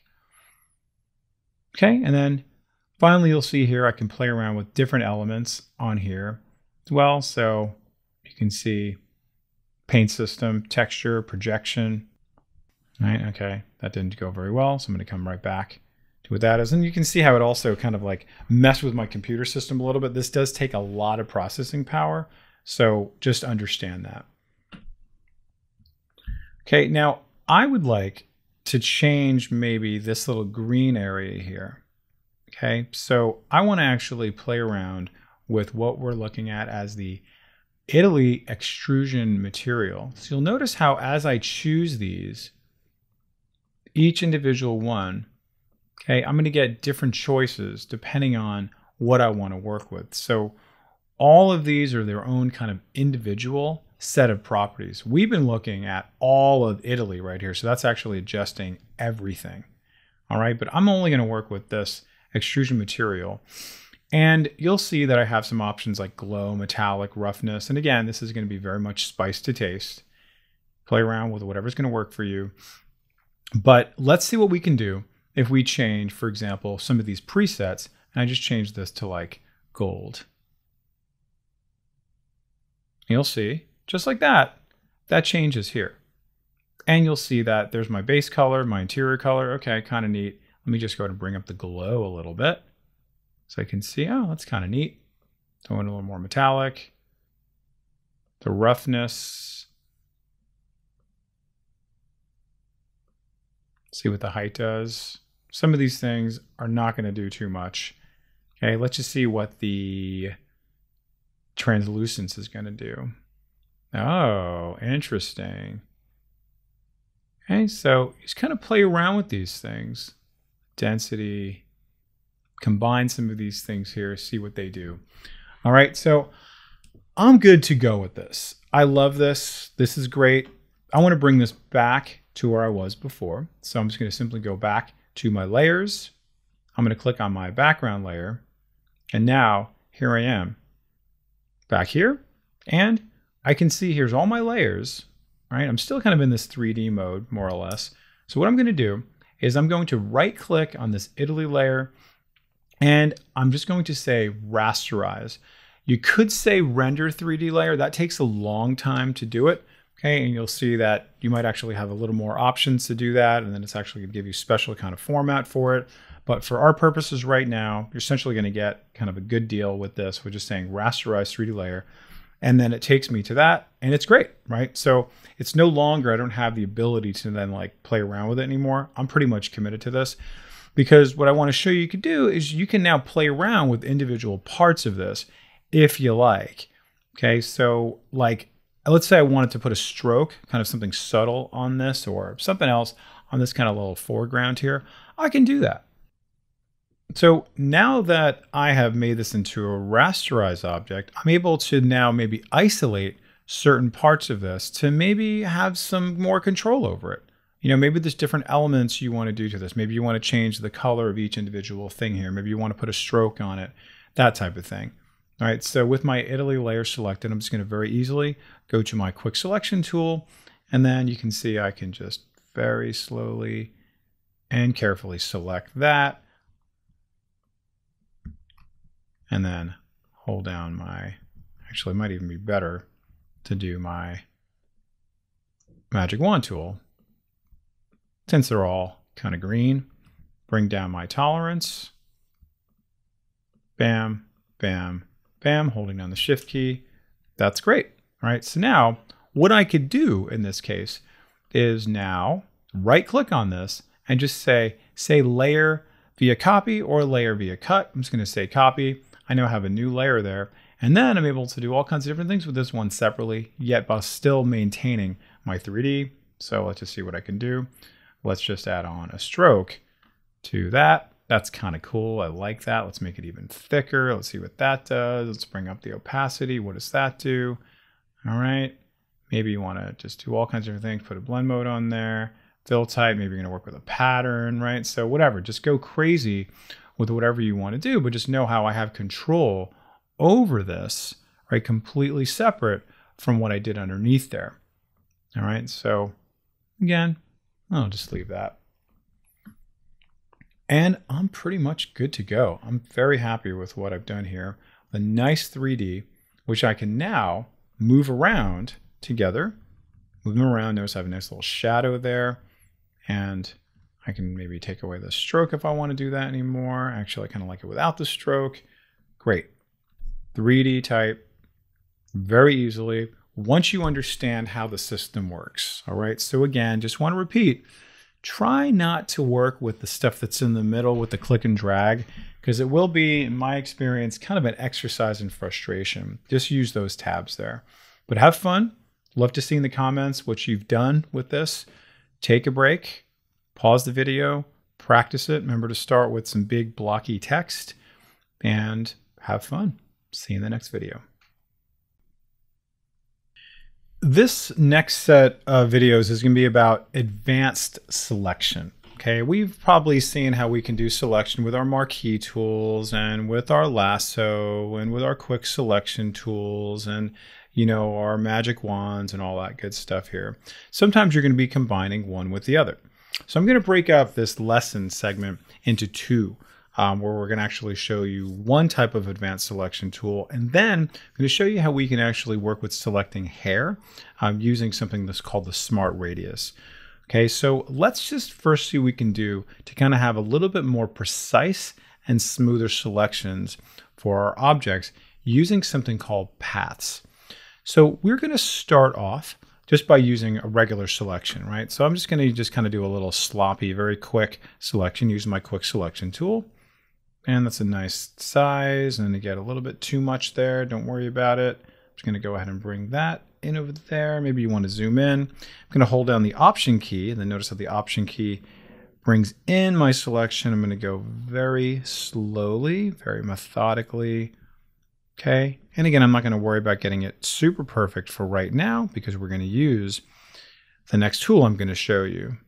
All right, so what we're going to do next is we're going to learn about how we can use path points to be able to have a little more precise and smoother selection.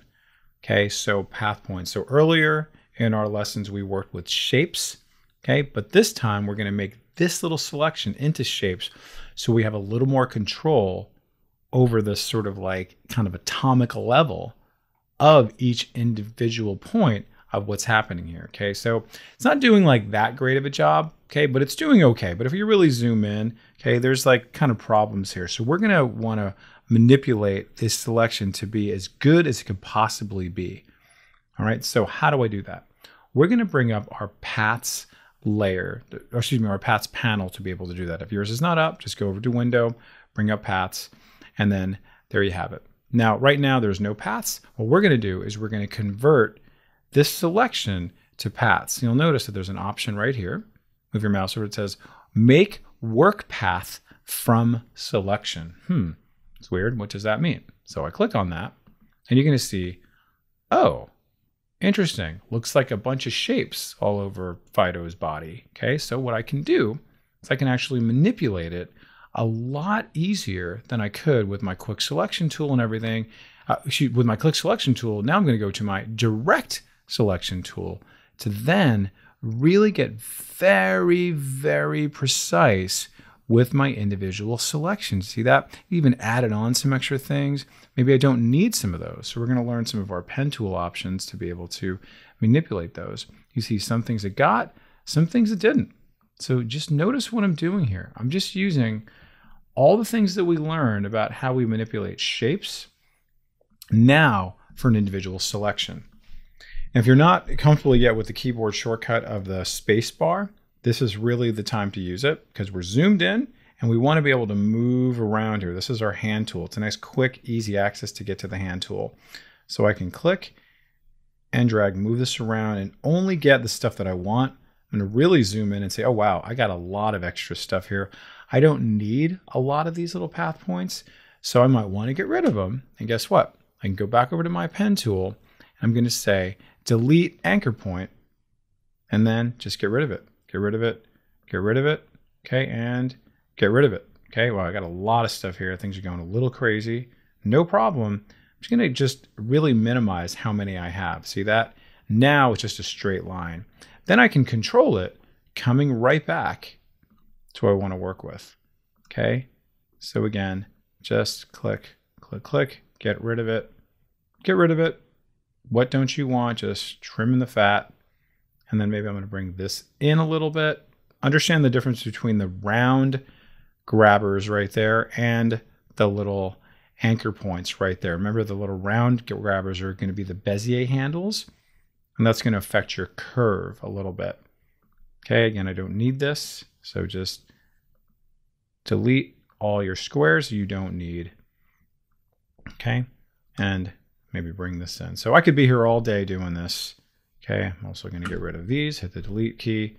Don't need any of this stuff here, hit the delete key. Just marqueing over that using my direct selection tool. Okay, that's great. Now, okay, of course I can be here all day. You certainly don't want to watch me doing this, but just know how easy this is and how effective this is going to be. It's going to take you a little bit of time to get that level of perfection, you know, but it's going to be absolutely worth it to make sure you don't get too much, not too little.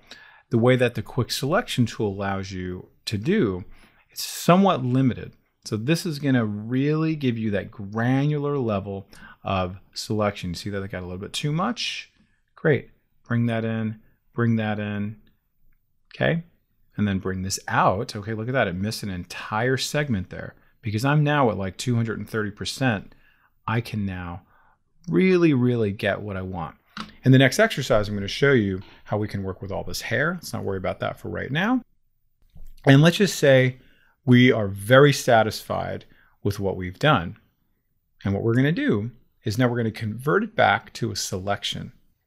So earlier we were at the paths panel and we clicked on this. Now we can't because we're currently in the path. So we kind of do its counterpart here, which is load path as selection. It's kind of the opposite of what we just did. I click on that and it's going to take the new and improved path and make that back into our little marching ants for selection. Okay, and then you kind of click in this gray area so you don't see the path part anymore.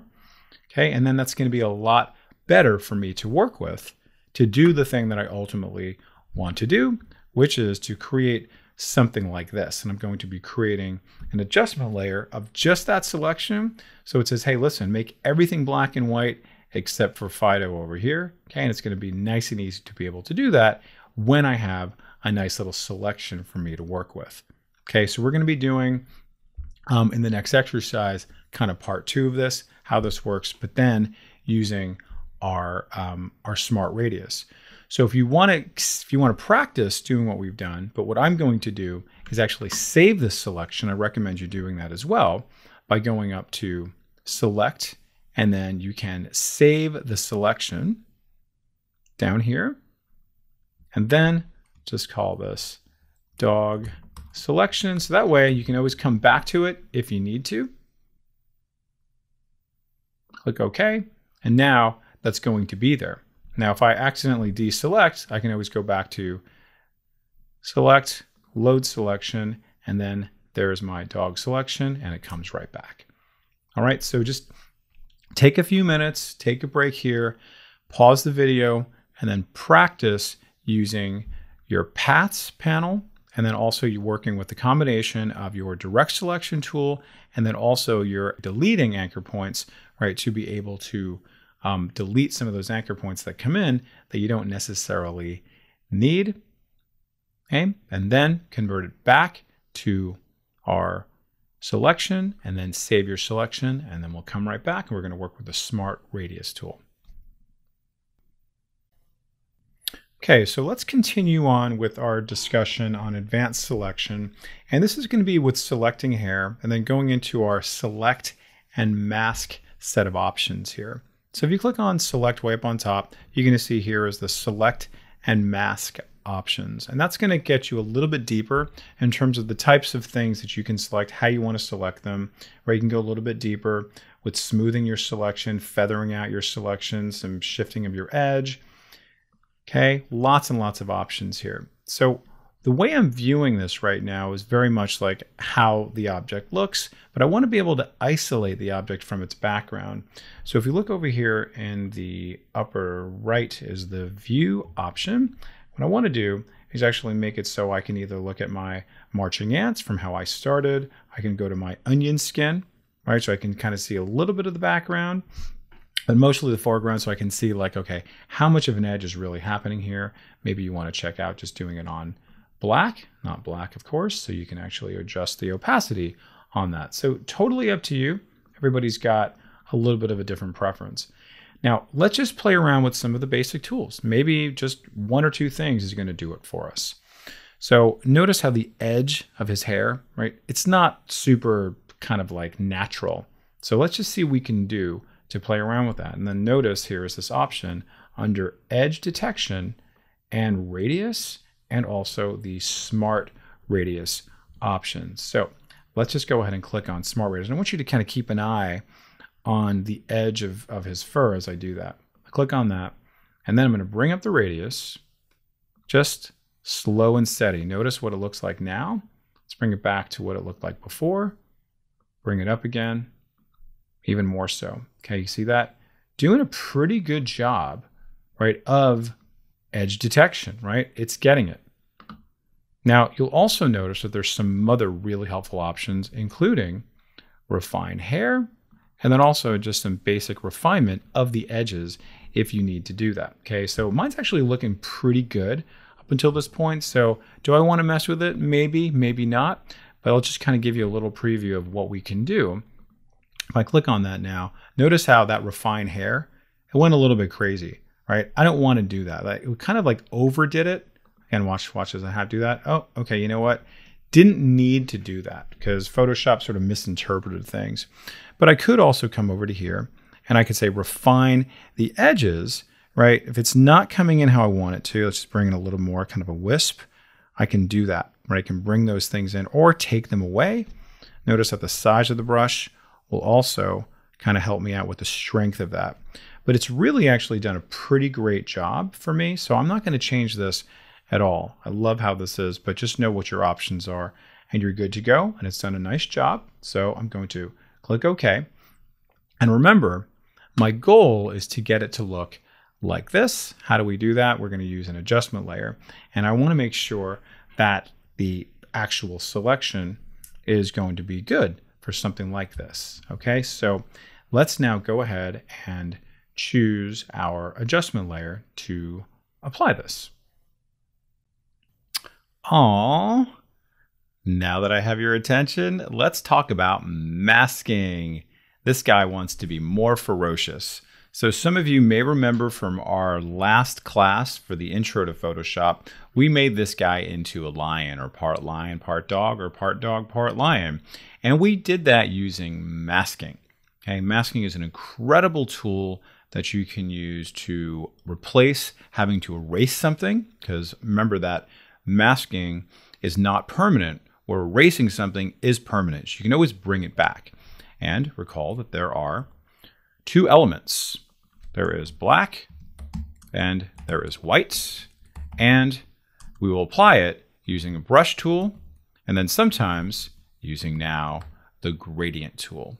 Okay, but essentially we want to understand that we have black and white color to work with. Now occasionally you're going to have gray that enters into the mix because black and white also consist of gray. Okay, so that's going to make it reveal slightly. So you're going to get a nice little surprise when you work with those. Okay, so with gray, with gradients, okay, and also maybe modifying your brush somewhat. So let's do a little review on how we can do some basic masking.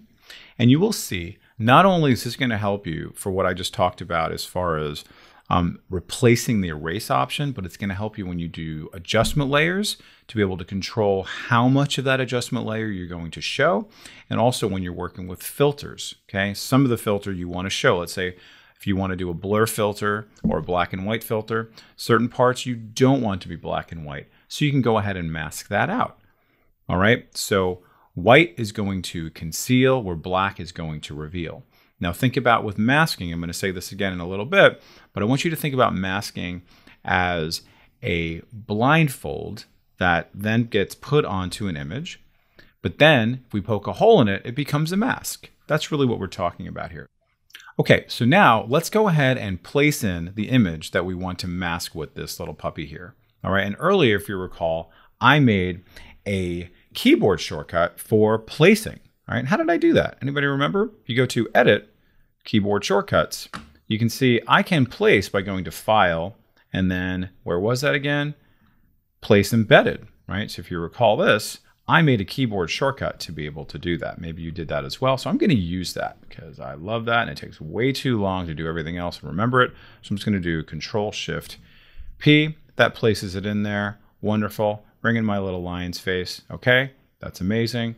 And now also see that when I bring it in, not great that I have these little frames here. I don't want that. So I'm going to do Shift and Alt, or Option if you're on the Mac, and then click and drag from the corners, and just notice how it grows out from the center. Okay, perfect, just like that. All right, and then I'm going to commit to it. Wonderful.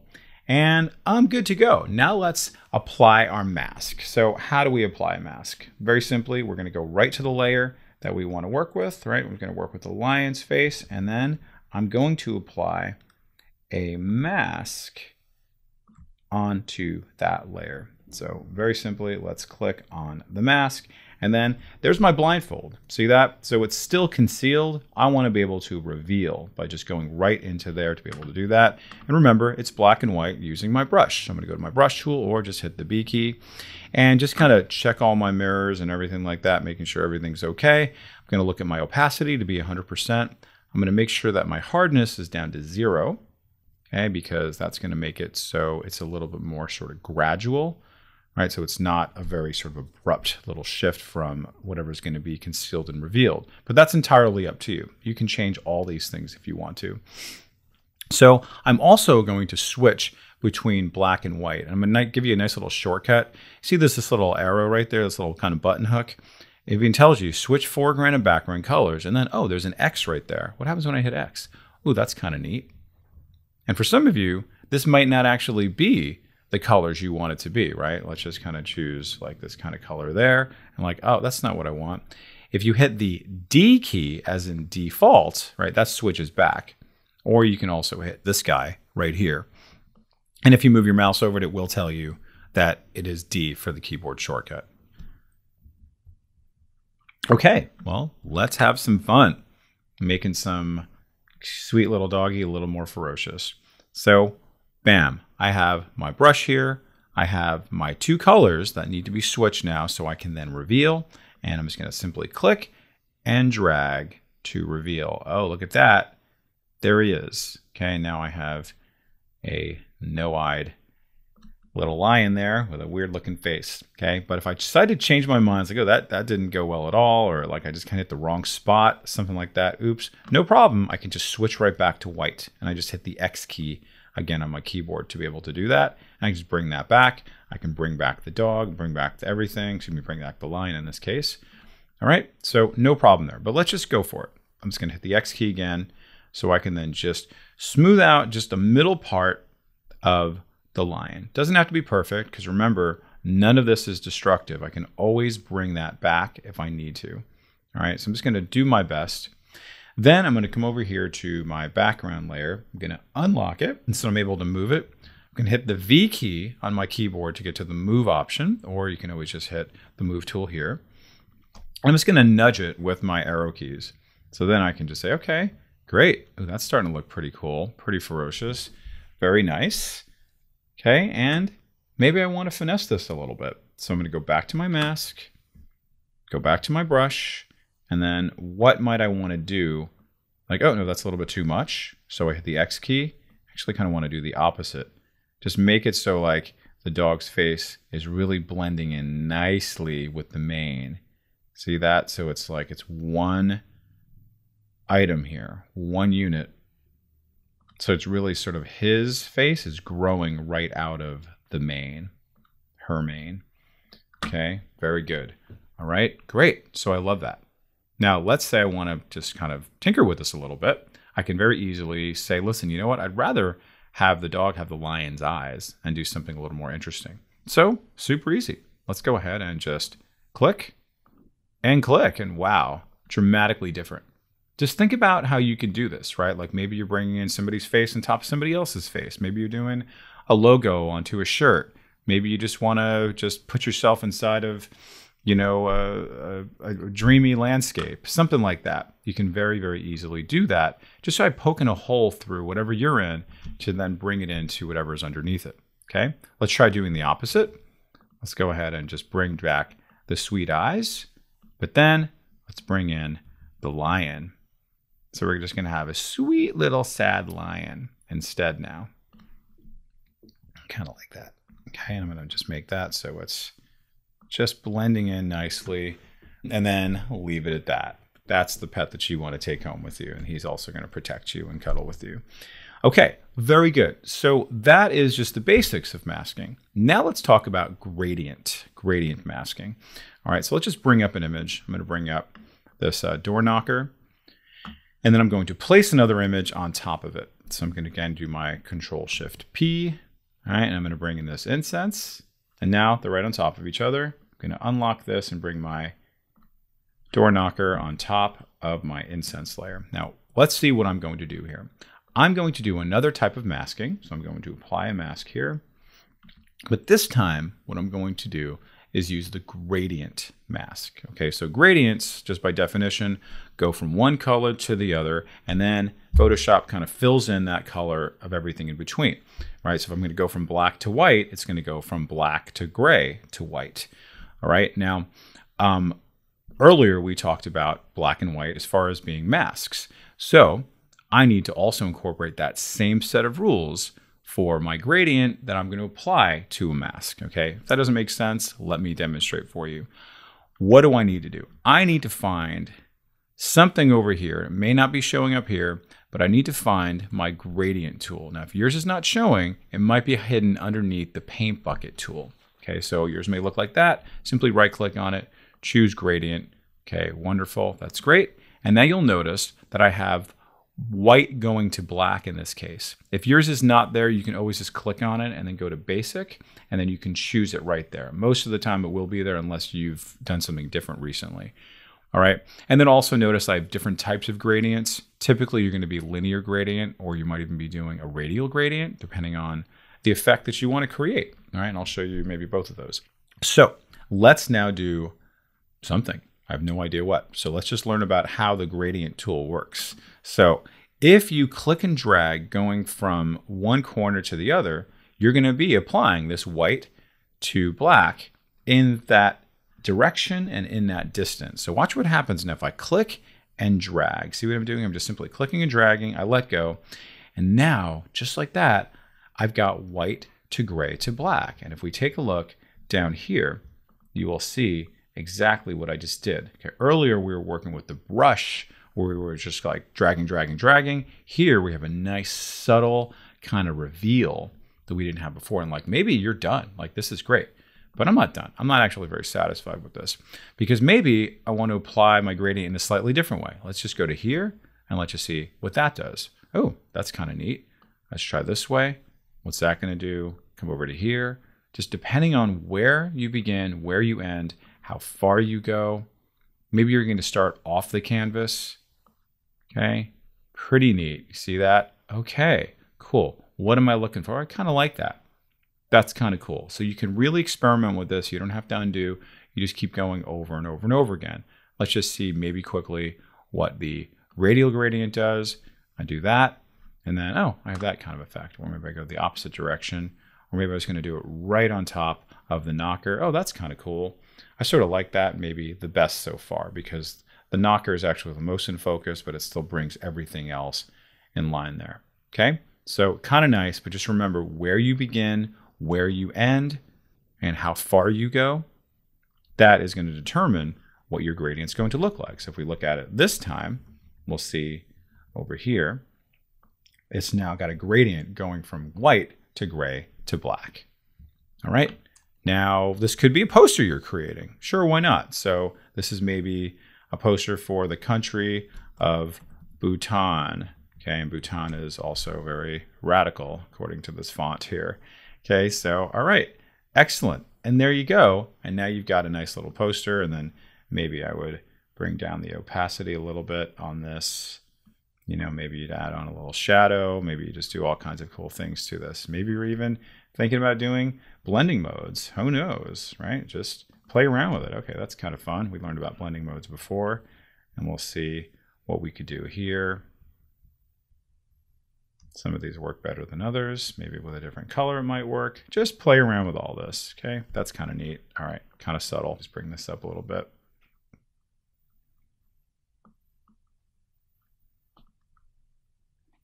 Excellent. So very good. We'll leave it at that. Excellent. Please pause the video. Practice on your own. Lots to enjoy here. And just know that everything we're doing here is going to gear you up for other practices with masking, whether it's just going to be replacing erasing, or it's going to be something creative, kind of like this, working with gradient mask. But then it could be something even more creative and more controller-oriented, like working with adjustment layers. If you're working with black and white and you don't want to see all the black and white, you want to make color shine through, you can absolutely do that. Okay? Or you're working with filters. You only want to have certain part of the filter to show. You want one part blurry, another part not blurry, another part rippled, another part not rippled. Okay? That kind of thing. So it's going to give you that kind of control to either conceal or reveal. All right, so go ahead and practice that, and we'll see you in the next lesson. Okay, now let's talk about filters. We're moving on to this discussion on filters, and Photoshop has lots and lots of them. If you want a review on the basics of filters, you can go check out our intro video as well. But let me just give you a little bit of foundational information about where to find filters. We can go up to here, we can find our filters, lots of options there. So when I click on that, lots of options here and like some flyout menus as well. But what I want to say, and this is very important, that virtually every time you create a filter, what I'm going to recommend you do is you make your layer into a smart object, also known as a smart filter, but essentially do the same thing. So I can say filter and then convert to smart filter, or I can just right click and just say convert to smart object. They're essentially the same thing. And what that's going to allow us to do is have some kind of protection and sort of like modularity, if you will, around our filters if we want to. So you'll see how this works. So let me just go ahead and do like a very simple filter here. I'm going to go to filter. I'm going to introduce you to this great section here called render. And there's lots of options I can do on this. I'm going to go ahead and just say a lens flare. And you will see that there's this cool little lens flare that's happening there. Okay, kind of cool. Let me even get a little bit brighter than that so we can really see it. And you'll notice how it kind of goes up into the sky, goes kind of all over the place, right? So it's kind of neat. You'll also notice how you can change certain things. Okay, what's the effect you're looking for? Oh, that's kind of neat. The movie effect. All right, so whatever you want. So I'm just going to choose maybe this first one because I like these little circles coming out there. And I'm going to keep with this level of brightness so you can see what I can do because it's a little bit too bright for me. I click OK. And you will notice there's my lens flare. It looks pretty cool, has a nice little effect. And you'll see now that I currently have this little smart filter mask. Earlier, we've talked about masks already, and we've seen them in kind of a different context, right? Where we just saw plain old masks, but now we have masks on a filter. And remember about the masking, it's either a blindfold or it's a mask. And then this is now concealing what's inside here, but I want to actually reveal what's inside there. So what does that look like? I'm going to click right on top of that mask. And remember, with masks, what are we talking about here? We are talking about black or white or possibly gray, and you're going to use the brush tool to apply that. Okay, so let's just go ahead and see what that's going to look like. Meaning I don't want to see so much of that lens flare. I love this, but I want this to be a little bit more faded inside of here. So I'm going to click on this. I'm going to go over to my brush tool as promised, or hit the B key. And this time what I'm going to do is I'm going to paint black. Okay, because remember earlier how we work with our mask and we're able to make our blindfold into a mask. But instead of just painting right through it, I'm going to bring down my opacity a little bit to see if I can just very subtly kind of poke a hole right into that section there. So I'm just going to go ahead and click. And you can see, oh, that's pretty neat. Maybe it's a little bit too much. So let me go ahead and bring that. Yeah, maybe that's still a little bit too much. So let's see. Let's actually bring it to much lower, in fact. Okay, there we go. That was the ticket. So not bad. Okay, so I'm able to, let me just kind of maybe kind of go a little very subtle thing like that. Maybe like that, like that, like that. Kind of a spice to taste situation. It's just kind of bring in the color of the bricks, the color of the building. Yep, there you go. I like that. Notice it's still got the ring there, still got that there. And if you look at the original, that's what it looked like before. Now we have this aspect on there. So if you'll notice that this whole thing around there is kind of like filtering over everything. So if you don't want some of that, you can easily take care of that by simply clicking on the mask. I'm just going to make this nice and big, so it's just like a little kind of powder all around there, right? Just a little bit of, get rid of that, just so it's kind of subtle. Again, I'm at 15%, maybe bring that up a little bit more, make it a little more powerful. Let's look at the before and the after. Okay, so this is just one of many types of filters I'm going to show you, but I want you to notice that we can very easily control what our filter is going to be and to what degree by using our masks. Okay. Now you'll also notice that sometimes we're going to have these extra options to be able to control it and also to turn it on and off again. Okay, you'll see that there as well. Okay, so we're going to continue on with some other filters in just a little bit, but pause for a minute, go ahead and practice this very little bit here. And again, don't forget to apply your smart object to your main layer before you apply a filter. All right, go ahead and try that, and we'll be back in the next exercise. Now, continuing on with our discussion on the rendering filter, let's just discuss some other ones that are kind of filters, but not really filters. They just render something for you. So let's look at the frame filter, where it's going to kind of generate kind of a creative set of frames for us with lots and lots of different options. Now, I want to put a frame over this picture, but I do not want to put it on the picture itself. So a nice little tip is to, guess what? Create a new blank layer right on top of it. And that's where my frame is going to go. It's going to give me all the control so it does not get stuck to the image itself. So let me go over here to filter. I'm going to say render. I'll say picture frame. And when I get here, you're going to see here's a little preview of maybe the last one that I chose. And there's lots and lots of options here. You can see here is what frame you want and all the colors, the margins, right? All these settings here. And these are going to be very much spiced to taste. So you can just kind of pick and choose from all of these, go to town with them. So let's just go to romance, see how much that changes. Okay, let's go to eyelash. Very intriguing. Okay, what are those going to be?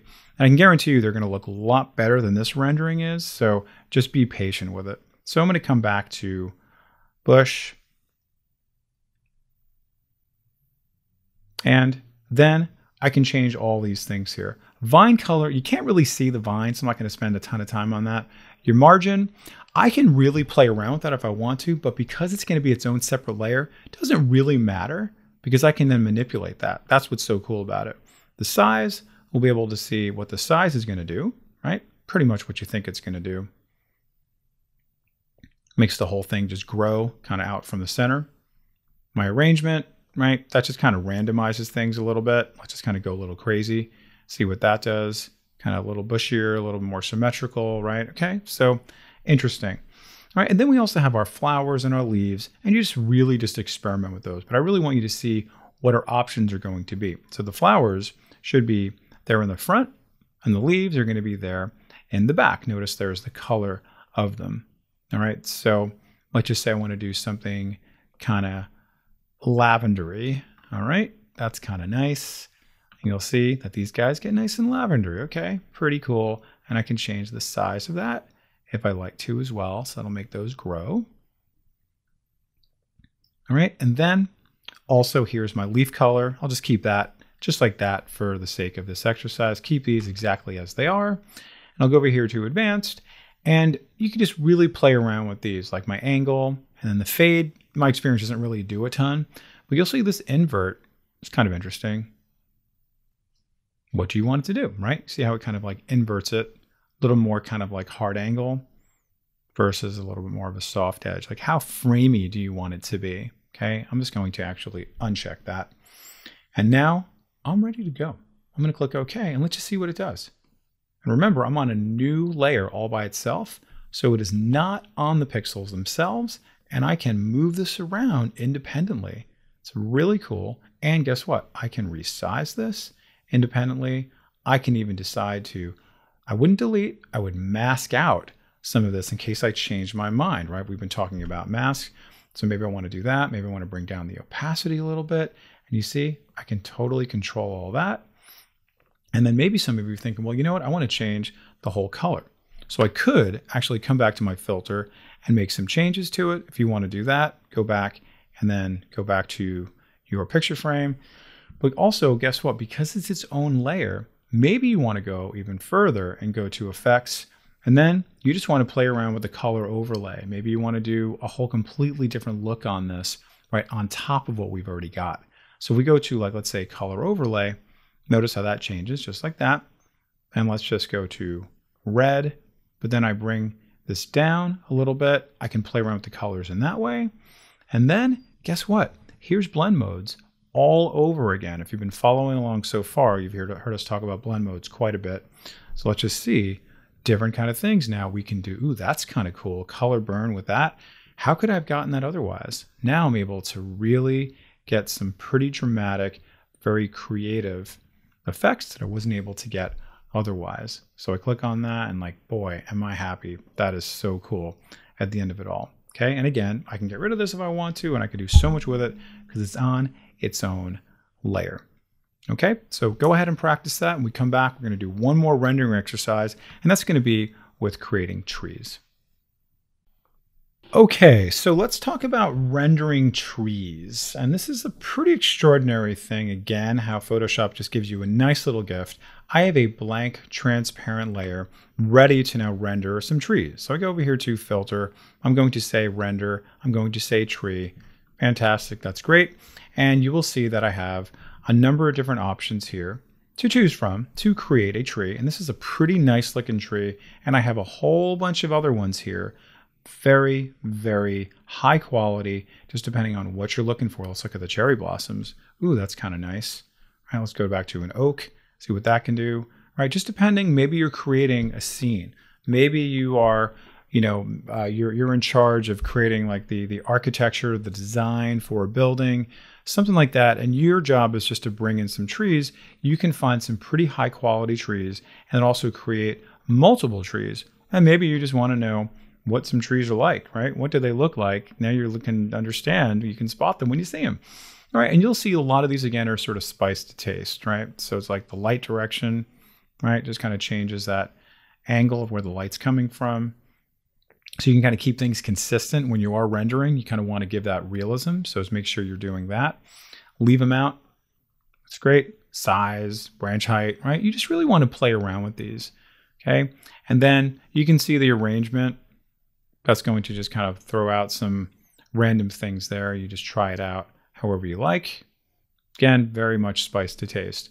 Now, if we go over here to advanced, I think there's kind of a nice thing where you can custom color the leaves. So let's say it's a different time of the year and you want it to be this kind of like, auburn color, if you will, right? You can go ahead and choose that, click OK, and like, oh, that is very obviously a different time of the year.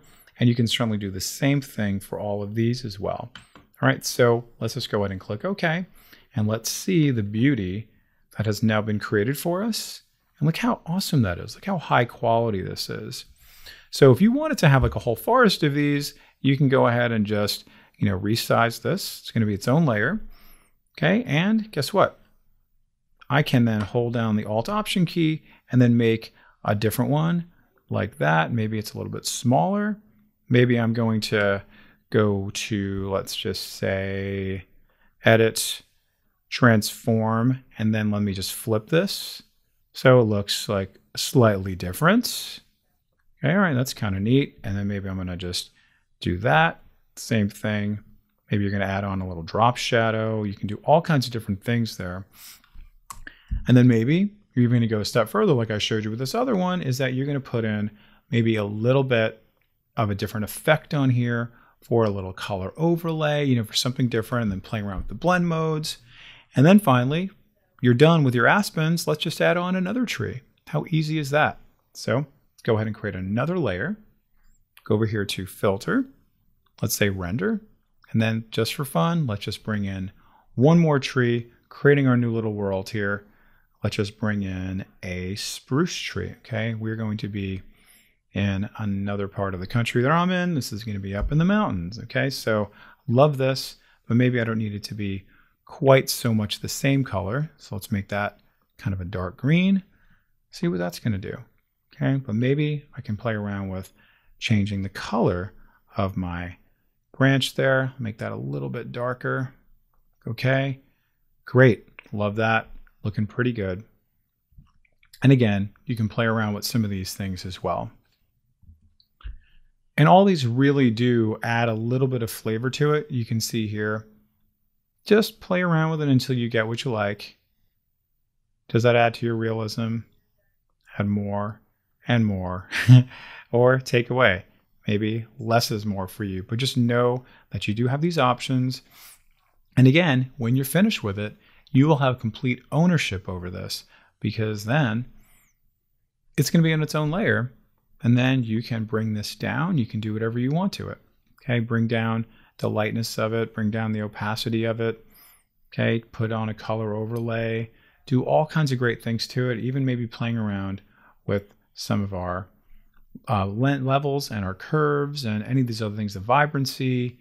Okay, now let's just make this kind of the tallest guy in the bunch. He's in the background. Way over here. And then, again, really just kind of creating your world accordingly. All right, so enjoy, play around with that. Hopefully you have some good usage for that, some good utility. And we'll come back in the next exercise where we're going to continue on with our discussion on filters. We have a few more to go with filters that are not going to be rendering. They're going to be a little more creative, a little more nuanced.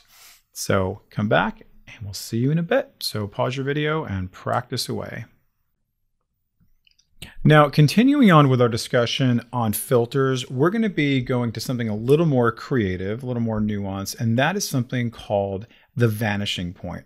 Now, we have this building here that has all these angles and everything, and I want to actually put something on here that conforms to the angle itself. Okay, so I'm going to be putting on this little logo right there. Okay, a little bit of branding. You can see there it is. Fine. I want that to look very smooth and I want it to fit in perfectly with that angle.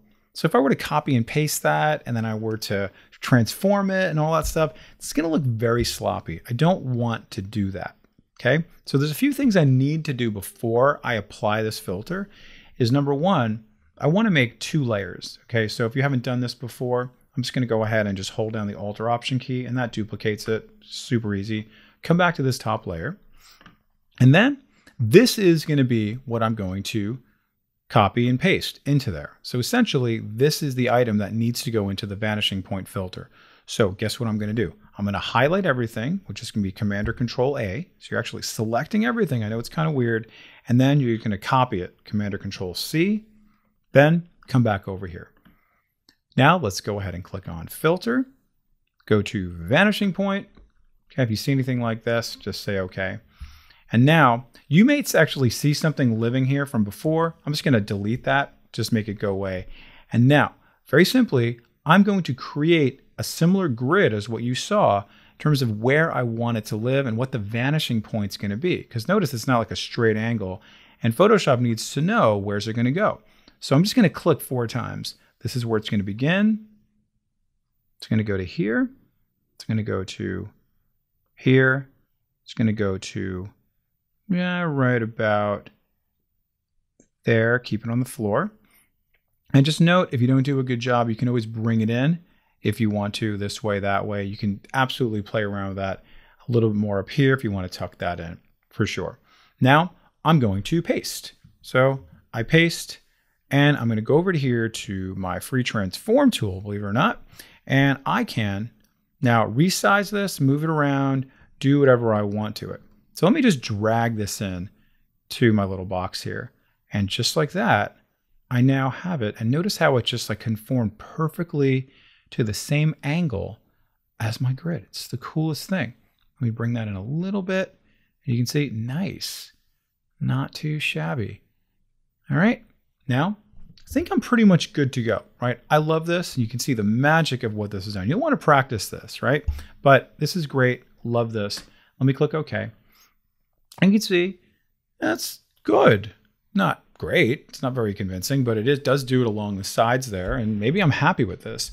But I really kind of want to make it look a little bit more sort of natural that's on there. And there's a few things that I can do. We talked about blending modes earlier. We're going to see blending modes in action in this case as well. So if I click on this top layer, remember blending modes are going to blend into whatever's underneath here or whatever it is, right? So it needs to understand that like this white, really, it doesn't belong there, right? It's not meant to be there. Don't care about that. So guess what? I can do any one of these blending modes and experiment to see, well, which is going to be the best one. Is it dissolve? I didn't do anything. What about this one? Ooh, darken.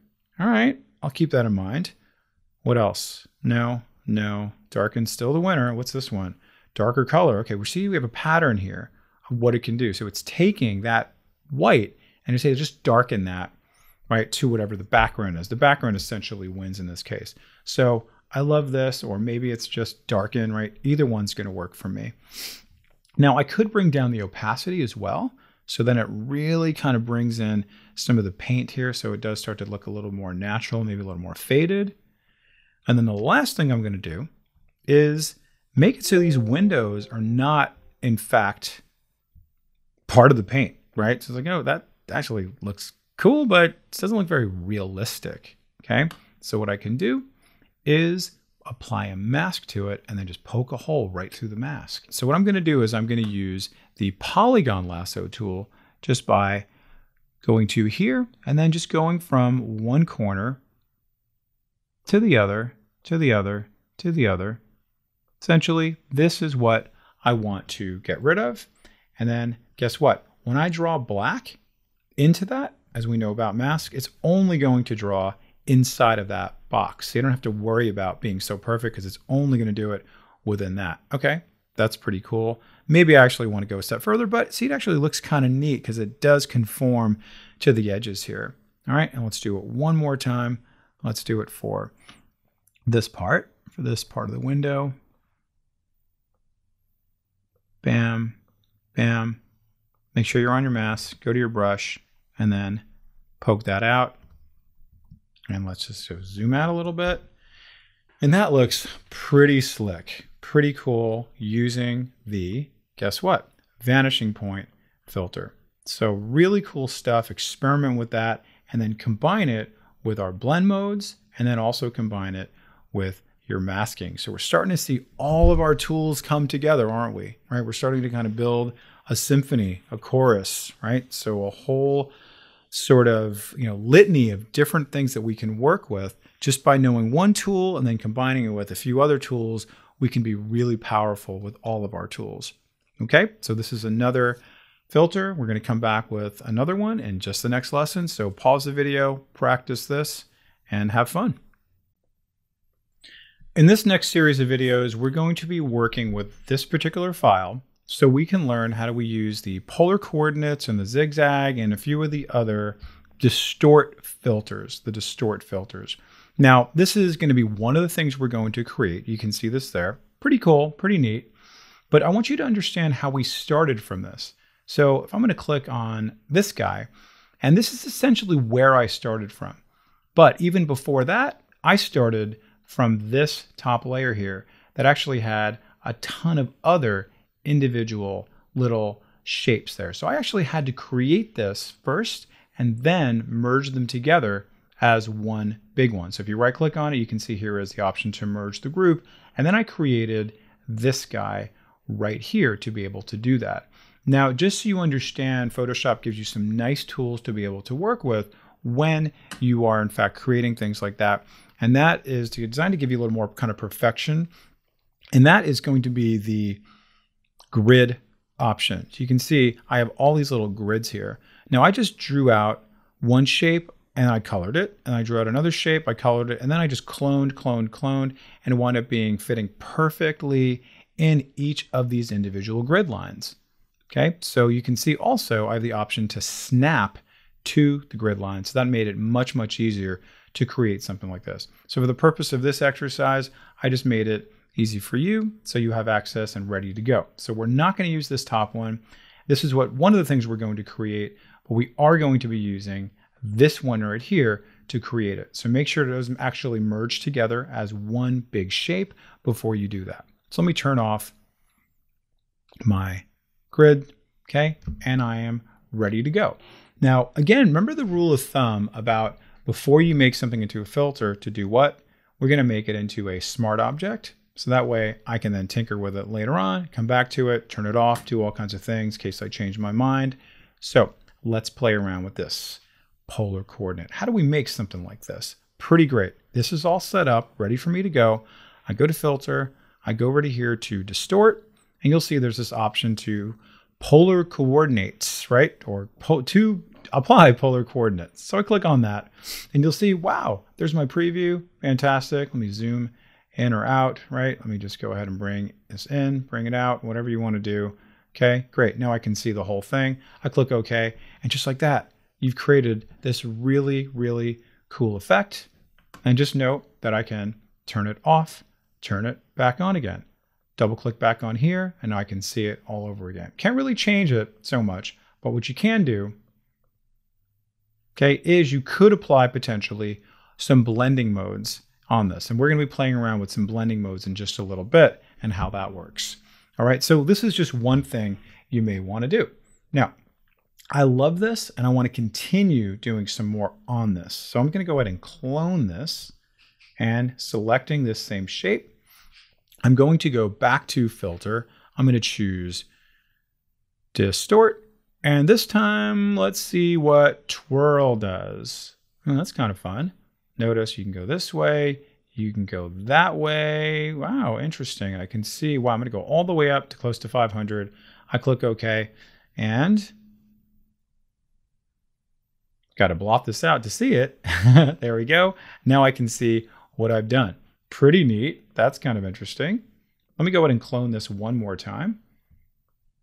And let's just see another effect we can get.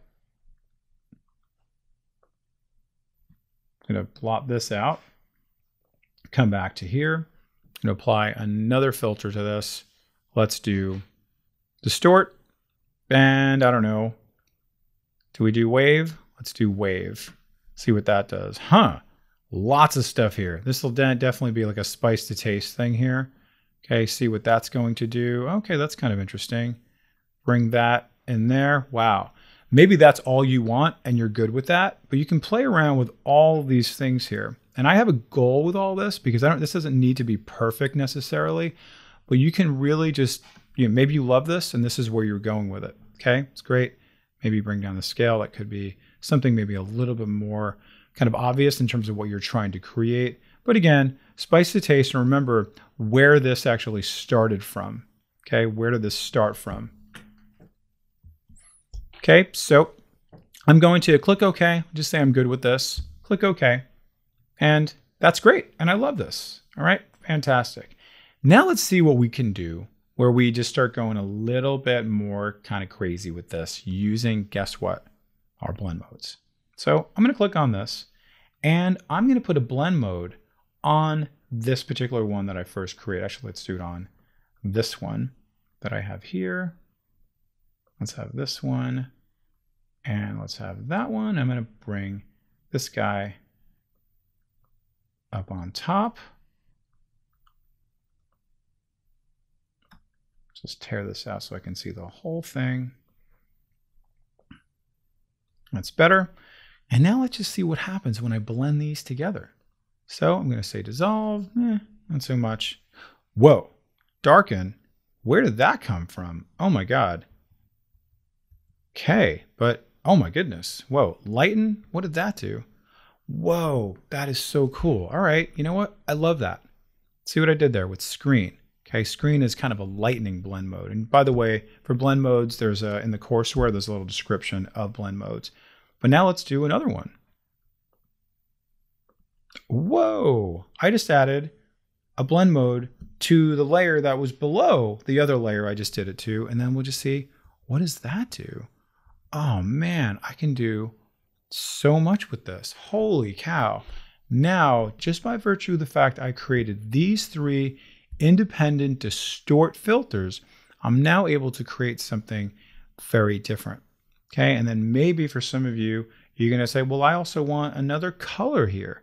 Okay, so guess what? You can do a color overlay, right? Or maybe you're going to want to just make this independent, however you want to do that, where you maybe make that into a raster after the fact, all said and done. But let's just try color overlay for this one. Okay, and then let's just make that blue. You see what that does in terms of how it all comes together. Bring that up again one more time. Let's bring this up a tiny bit. Let's make that normal. Oh, okay. Interesting. Let's bring that down a tiny bit. Oh my God. So this is going to allow you to, number one, never get any sleep at all. Number two, just to be as creative as you want to be in a really, really interesting way. And the more you start to do these things, the more kind of predictability they will have, right? Looking at, I have my twirl, my polar coordinates, okay? I have my wave, okay? So you can see, wow, there's a lot that I can do combining all these things here. Okay, and of course, if you'd like, you could just start painting through some of these filters. If you don't want to see them, you want to see what's inside of there just by using black into the mask of the filter.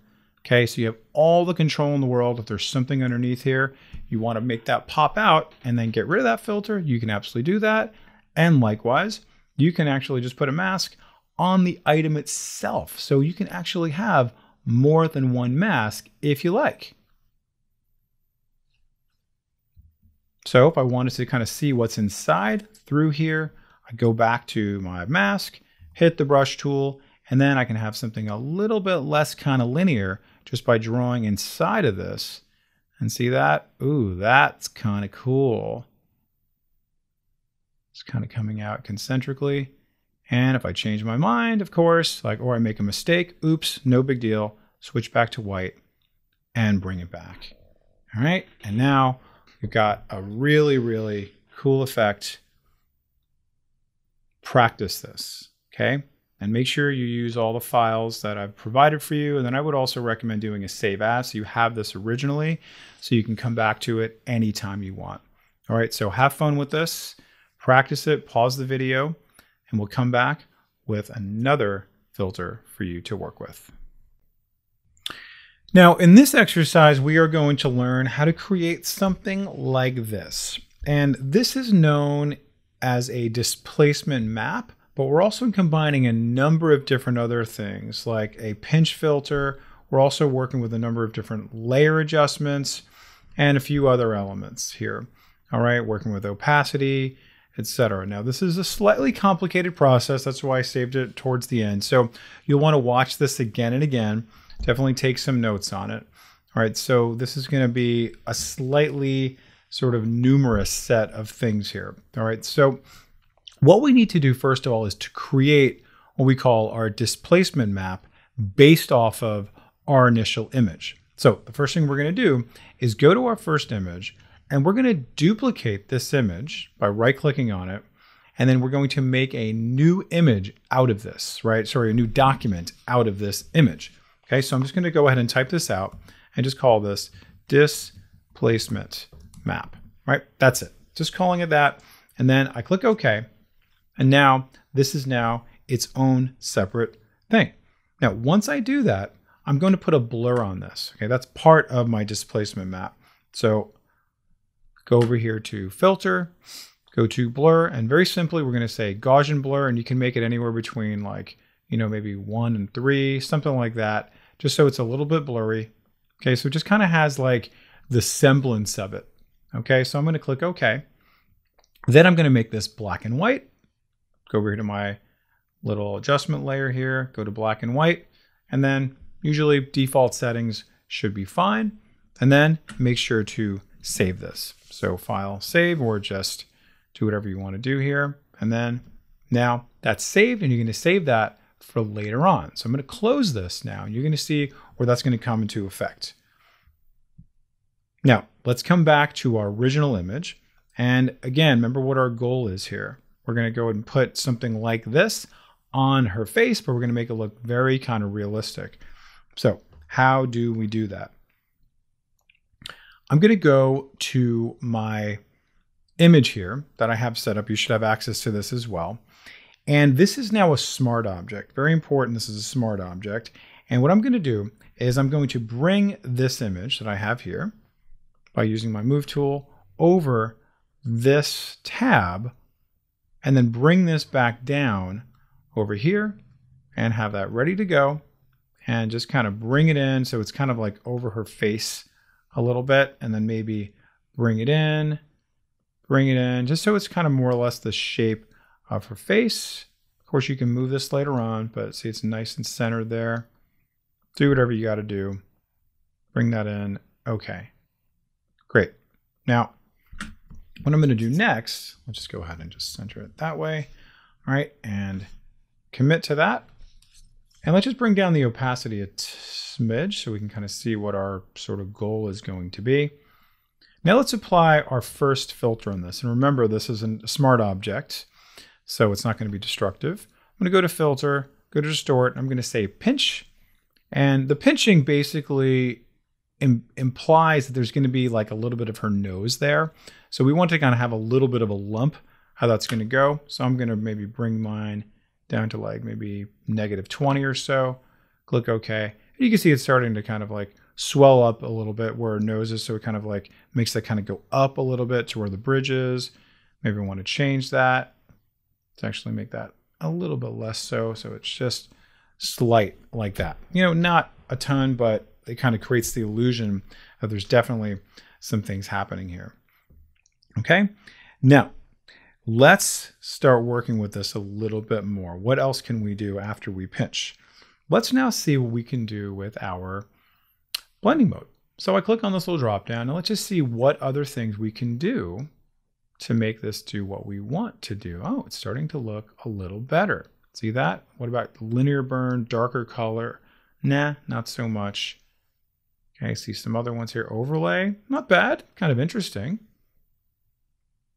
So you just kind of shop around until you find the one you like. So I'm just going to try color burn for now. And you see, that's actually pretty cool. Like just that in and of itself, I kind of like that. So you might just stop right here. And obviously I'm going to want to poke a hole through this and everything like that. But let's just see what we can do if we add on this displacement map to our layer here. Okay, so let's go over here to Filter. We're going to go to Distort, Displace, and we're just going to choose these settings here. 5, 5, stretch to fit, and then repeat edge pixels. And then when we click OK, it's actually going to ask us for that first initial image that we created. Now that displacement map is designed to be sort of a mold for where it's going to kind of find the curves and all that kind of stuff to make this a little more maybe realistic, right? Totally up to you, right? You may not want it that way. You may decide that this is totally fine. I'm going to go over here to displacement map. And you see how things kind of like shifted a little bit? Kind of made it maybe a little bit more kind of curvy, and it kind of found her lips and everything like that based off of all those settings that we saw before. So let's just get it before, after. Okay, yeah, kind of like that. But let me just maybe warp this a tiny bit just so you can see what it does in case you need to do that. It kind of like asked me, hey, we're going to be turning off the pinch for just a split second in case you wanted to just do a little bit different something. Let me move this up a little bit off her face a little bit. Okay, commit to that. All right, coming together. Really like that. And now maybe what I'm going to do next is I'm going to, of course, get this out of her eyes. So I'm going to mask that. And I'm going to put a little bit of black through there so I can see her eyes coming through. Obviously, she's not going to have any paint in her eyes. So let's fix that. Maybe even over her lips. Let's actually see her lips coming through. She's not going to have paint there. Okay, and anything else, other place you don't want it to be there, you can absolutely get rid of it there. If it's too big, whatever it is.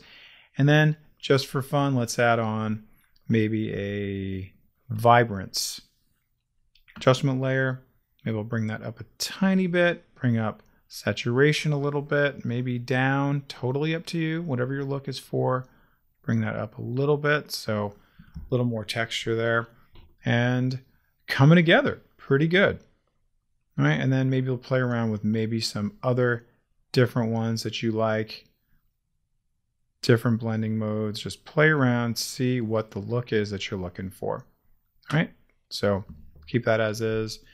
And there you have it, displacement map. And this is used in so many different ways, okay? So you'll see that a lot of examples, you know, on buildings, on newspapers, on books, right? All kinds of different things, but these are the steps on how to do it primarily. All right, so practice this and you'll see that it's a lot simpler than you realize. All right, so pause the video, practice, and we'll see you in the next lesson. So next session is going to be around another filter that is essentially kind of a one-stop shop for so many things, from our color, our lighting, our healing, right? So many different things. There's even some presets we can work with. And that's going to be the filter called the Camera Raw filter. So if we go over here to filter, you're going to see here is Camera Raw.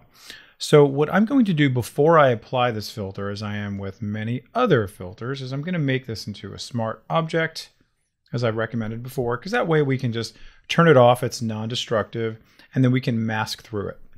So let's just see what our options are with this Camera Raw filter. I'm going to click on filter, go over to here to Camera Raw filter, and click on the option. It's going to bring us over to this. And we see we have a lot of options here. On the right hand side, we have all of these options, right? For basic, curve, detail, etc. So many other features down below. If you look at this for color mixer, color grading, right? Effects, all kinds of stuff. Then we also have these little kind of subdivisions here on the right hand side for healing, for different ways of applying all these different effects and color improvements and lighting and all that good stuff here. So we'll be exploring some of these, but what we're going to do at first, before we go any further, is I just want you to see some of these presets that are going to be available for us in case maybe this is the main reason why you're here. So you'll see that there is color, creative, black and white, all these things here that you can just play around with on your own and just kind of see, do they work for you? And bam, you love this. So I click on that and we'll see as I move my mouse over it, pretty neat, pretty quickly, I'm getting some nice effects, and maybe this is all I really need to improve my photos. Okay, fantastic. What about creative? See, let's see what these can do. And really just experiment, go shopping around. You can apply them, you can stack them on top of each other if you want to. Let's see what black and white does. Notice how there's several different kinds of black and white. Some a little more rich in contrast, a little sort of chrome oriented, a little more aged. Look at that. If you want to make make it look like a really old photo very quickly and easily, you can go right to Camera Raw and do that. So like I was saying, this is sort of a one-stop shop where we have a lot of the things that we can do in our adjustment layer and our filters, okay, and some other ways, with our effects and all this stuff we can do here. So I'll just kind of show you a couple more we can work with, and then we'll go into more sort of manual way of how we can use Camera Raw. So we can see curves. We've talked about curves in my intro class. Curves is basically looking at the curves of our different levels, right? We have different levels within each photo. We have our highlights, we have our midtones, we have our shadows, and we have lots of things in between for individual colors that they have their own curves. And we'll be able to manipulate them in a little bit, but these are going to allow us to then just kind of do things a little more automatically. All right, so really just kind of play around with these, like sharpening. Oh, that's kind of nice. All right, you can just see what kind of sharpening it could do. Light, medium, heavy. And you can see very subtle things there where the edges get a little bit sharper. And let's just check out vignetting. Ooh, that's kind of nice. You can see how there's a slight little vignette it's coming around the outside, just kind of like a little glossy little frame that sort of like frames the inside, almost kind of draws your eyes into it, creating maybe a little more of a ethereal look. Okay, so really come back and play with these. You'll see that there's a lot you can explore and really save some time. So maybe this is all you do when you're working in your Camera Raw filter and you're good to go. And you're happy, right? And then you leave here feeling like, okay, I did something pretty good, pretty creative, pretty quality, and my photo looks amazing. Now let's go to some other elements where maybe you really want to kind of like do things a little more manually. You want to kind of cherry pick different parts of it, all right? So if you've ever worked in Lightroom before, this is very similar to Lightroom. And if you have not worked with Lightroom, you're going to see that you'll be able to work with Lightroom a lot better after this tutorial. So if we look over here on the right-hand side, we have this guy here. We have all these guys here. We're going to be exploring these to a certain degree a little bit deeper. So notice here is the edit tools And we have, this is where we started, by the way. And you're going to see here, we have basic, curve, details, all these things. Let's just play around and see what we can do with a handful of these. So if we go over here to basic, you'll see how I can work with my color temperature. Let's just go ahead and give this a little more of a cool color temperature. Notice how that does a whole cast over the whole thing. Okay, do I want that? Maybe, maybe not. So you'll notice also, when I move over and I decide I don't want that anymore, if you double click on the little stop, that takes you right back to 0. So that's kind of nice. I do that, and that just does a whole cast over the entire image. Double click to go back to 0. And the same thing here for exposure, highlights, shadows, right? What are we actually working with? Okay, if I'm only want to work with the shadows, you can see only the dark stuff gets affected with the light stuff, not so much. And maybe that does actually add to some things. Maybe you come back to this after you've done some black and white, you like it, but then you want to make that black and white contrast a little bit deeper, a little bit richer. You can come back into all of these and experiment. Let's go ahead and just bring up the saturation. You'll notice, ooh, that's pretty neat. Check it out. All my blues get bluer, all my greens get greener. My sky upstairs even gets a little bluer. Okay, that's kind of cool. Bring that back. We talked about curves earlier. You'll see here, again, my highlights, lights, dark shadows, all these things here. I can play around with all of these inside here, but with my curve itself, what I like to do is work with this guy, which is the targeted adjustment tool.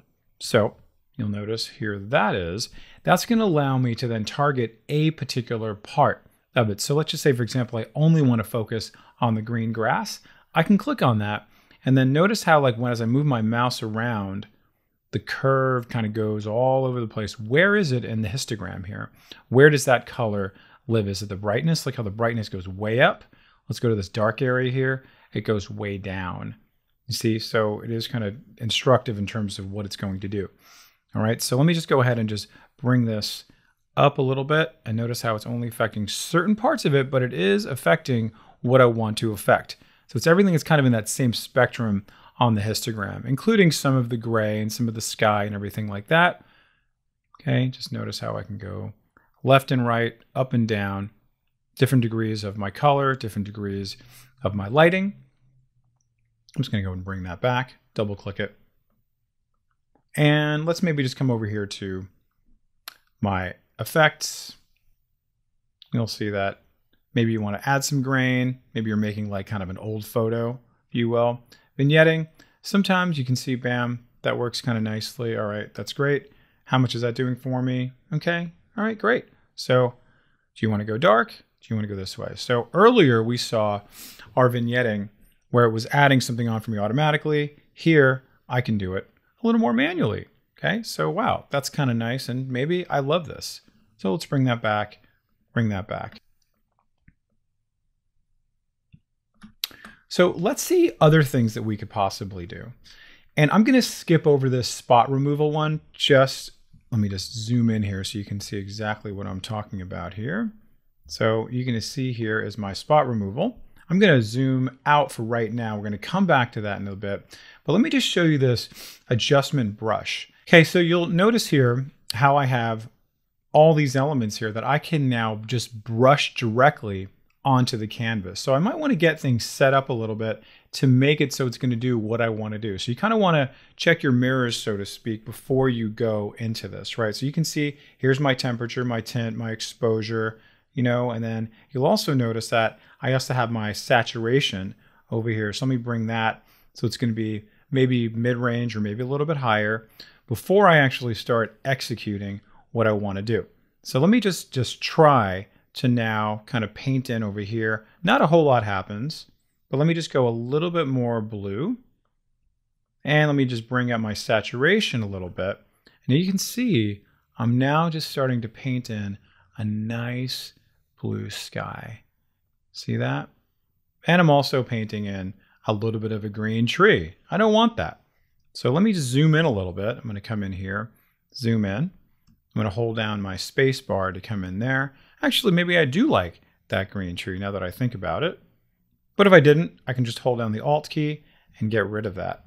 Okay, but you want to be very focused on what you're going to do, right? So you notice how I did that, and then it just kind of took me right back what I wanted. You probably more likely want to just brush in what you want at that point rather than kind of overriding it with having nothing on there. So you'd want to actually control what the temperature is going to be and what your saturation is going to be, etc., with all these other things here. Okay, so if I were to bring this now back, okay, I can then just zap that out if I like. All right. Okay, but I'm going to undo, bring that back, come back to 100%, take a look at our beautiful sky. Not too bad. It's a good start.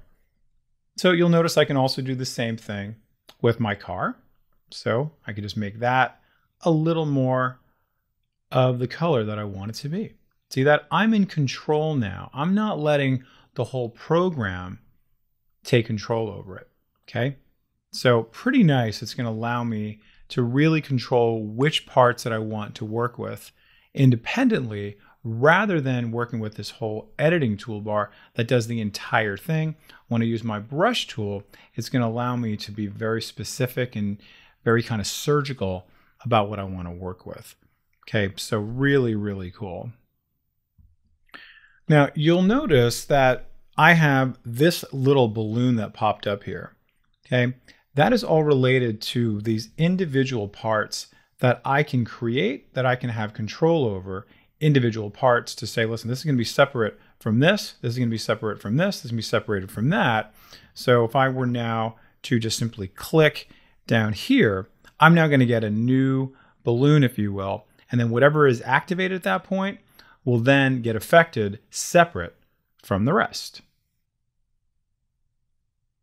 Okay, so notice how that is getting a little bit greener, temperature, and let's bring up my saturation. So we can see, kind of loses a little bit of saturation, gets a little saturation, but nothing else gets affected, okay? Because this part is separate from this, to separate from this, separate from this, okay? So I only have two parts here. And again, if I wanted to go directly on my car, I can focus on that. If I want to go directly on my tree, I could then say, hey, let's create a new adjustment layer, and then bam, that's now separate. So each of these things can be all independent of each other as you're applying all of these individual effects on color and light, shadows, levels, all this good stuff here. Okay, so really, really neat. And if you're done with one of them, just simply click on it, hit the delete key, and it goes away, right? So no more power for that. Now, sometimes you might want to work with a slightly different style, which is this graduated filter, okay? And that's actually pretty good for skies. We're not going to do it here, but you're going to see here, this is going to give us an option to actually just say, hey, listen, I want whatever I'm going to do to affect from here to here as almost like a gradient, if you will. So let me just bring this up a little bit, and then here's my saturation. It's super, super high. And now if I just click and drag, now notice what I'm doing here. See that? So I can even make it go like that way, right? So it's kind of a neat thing. And then since this is live and active, I can then bring that up. I can bring this down, manipulate this, come back over to here, and even have control over what I can delete as well. So I can go over here to this little eraser option, and I can choose that and say, hey, listen, I don't want that as part of this. So I can control how much of that wave is going to go. And I can also come back and just be a little more specific using this guy here with my brush. So it's a combination of the last thing we did, but I'm actually using the gradient to do this, but then I'm adding it in here to this if I like. And again, let me just see if I can remove that. Okay, pretty cool. So it's really all about control over how you're working with these things here. So I'll come back to this and then manipulate this however I want. And then I can make some changes to it so you can really, really see it. And then maybe come over to here, erase some of that. So wow, not bad. So really neat stuff. This is all about all the control you want. I mean, some of you, once you learn about working with Camera Raw, and you can see all of the different sort of elements and sub-elements in here, you really never go back, because this is, again, a one-stop shop. I mean, this is really kind of amazing how they have everything in one place that you might want to work with. All right, now, why might not you want to do this? I mean, for me, if I'm going to be working on my levels and curves and my black and white, you know, and then I want my saturation, I might want to just have those on independent adjustment layers to be able to do that independently in the non-camera raw. So it's really up to you. You have that kind of control. This is like, hey, I'm just working on this canvas right here. And you can always come back to this anytime, whenever you like. So there's kind of pros and cons, or it's really up to your own personal style and comfort level. So let me just go ahead and say, okay, for right now. Imagine, okay, there I am. There's my new image. And because I put this into a smart object, notice here is my mask for my smart filter, so you can see before and after. So you'll see the great work that I've done. And even better, I can always come back and make some changes to it. Okay, again, because we are working with a smart object. All right, and this takes me right back automatically to my editing tools. All right, so again, we were here, and then you'll see radial filter is going to be very similar to our graduated filter, but instead of going in a straight line, it's going to go in a circle, in a concentric circle. All right, here's the red eye removal tool if you want to work with that. The presets we already worked with. And then you can go ahead and just check out some of these things as well. Reset to the default. You can create a preset based off of what you already have selected here. Maybe you're already saving some settings. You want to load settings from other systems.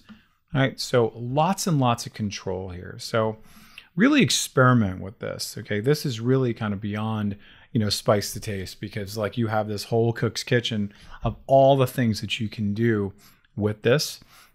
That is, again, sort of a one-stop shop for all of your creative color management, you know, all these different things in terms of lighting, different effects, and different ways to actually apply your effects, right? So the other thing I want to say, this will be the last thing I'm going to tell you, is I can, of course, work again with my mask. All right, so this is here to say, hey, listen, remember what masks do. It's either going to be a blindfold or it's going to be a mask. Which one do I want it to be, right? So some things I really don't want it to have the thing or whatever it is. So I did it over a little bit. I overdid it a little bit on this part here. So maybe I just want to let that shine through a bit. And I don't want to have to go back into camera raw. So what I can do is simply click on this, and you guessed it, it's either going to be black or white. So I'm going to poke a hole to make my blindfold into a mask by simply going over to my brush tool, just hit the B key, and then notice here's my black and white. If they're not already like that, you can just hit the D key, and you can also switch them around, just hitting the X key, a little review for you. And then you just want to check the size of your brush, and you also want to look at your opacity, just depending on, you know, how hard you want that to come in, how dark you want it to be. And then also you can play around with the hardness of your brush just the same. So I'm just going to keep it at this, see what that does. And then can I bring in some of that? Yep, there's the original building. There's no blue sky on the building. Okay, so you can see I can come right in there and just remove that. Cool. And then all is well with that. And maybe I want to bring that tree back, and maybe I want to really, really zoom in and maybe make my brush a tiny bit smaller. And I can just really come in and have some control over what I'm going to show. See that? And of course I would zoom in. I would kind of get rid of some of those little white spots and take care of it accordingly. But you can see what I'm doing here. Again, the power of masks on almost every advanced level here we can work with. All right, that looks a little bit junky, but you know what to do. I would just switch that back to, guess what? White, just by hitting the X key, and then bring that back. No big deal. Okay, non-destructive. Awesome. Okay, so pause the video, practice this. Find a photo that you love or that you want to improve upon, anything, and really see what you can do to make it look this much better using the Camera Raw filter. All right, enjoy, and we'll see you soon. Okay, so who is ready for some action? In this lesson, we're going to talk about actions. All right, so if you don't have actions, let's see how we can open them up. Click over here to Window, go over here to our actions panel, and we will see a whole bunch of stuff pop up here. What is this that we're seeing here? This is essentially Photoshop offering to us a whole series of pre-recorded steps to finally execute something that we might want to do. Like, for example, Photoshop has recorded all of the steps for a vignette, for a wood frame, to cast a shadow, right? All kinds of other kind of interesting things here. So therefore, we can just save all of those steps and execute it. These have been pre-recorded, and then we can simply run them. Okay, so if we take a look at what are some of the things that have been saved and pre-recorded, we can open these up. We'll see, okay, for example, my cast shadow, which is, notice, is only going to be for type. It's going to be good for type, that is, probably the best, but you can try it out for other ones for sure. Other ones that have to be for a layer. Some of them you want to have a selection like the marquee or working with the lasso tool, etc. And notice how we have these little triangles there to open it up to see what in fact those steps are that have been saved and what will be able to be executed. So if I click on, let's say, the cast shadow, open that up and like, oh wow, Photoshop has really saved a lot of steps for me to be able to execute. And you'll see there's even kind of little sub parameters within all of this. Okay, that's great. I can collapse that. Go over to here. Oh, it's going to fill it in gray. Okay, Gaussian blur. Oh, radius. Oh my God. So just think about all the things that it can save you. Now, this is what Photoshop has actually done for me. In a little bit, I'm going to run it, and you're going to see one of these things in, you get it, action, right? And you're also going to see how we can record our own actions, because sometimes we're not going to use any of these, right? Don't care about those, but thanks anyway. So let's just see it in, wait for it, action. So I want to do like this kind of water reflection effect on this, okay? So, and you can see again, what's inside of that. It's going to do a zillion different things here. Oh my God, wow, I could never do all that. So, and nor do I have the time to do it.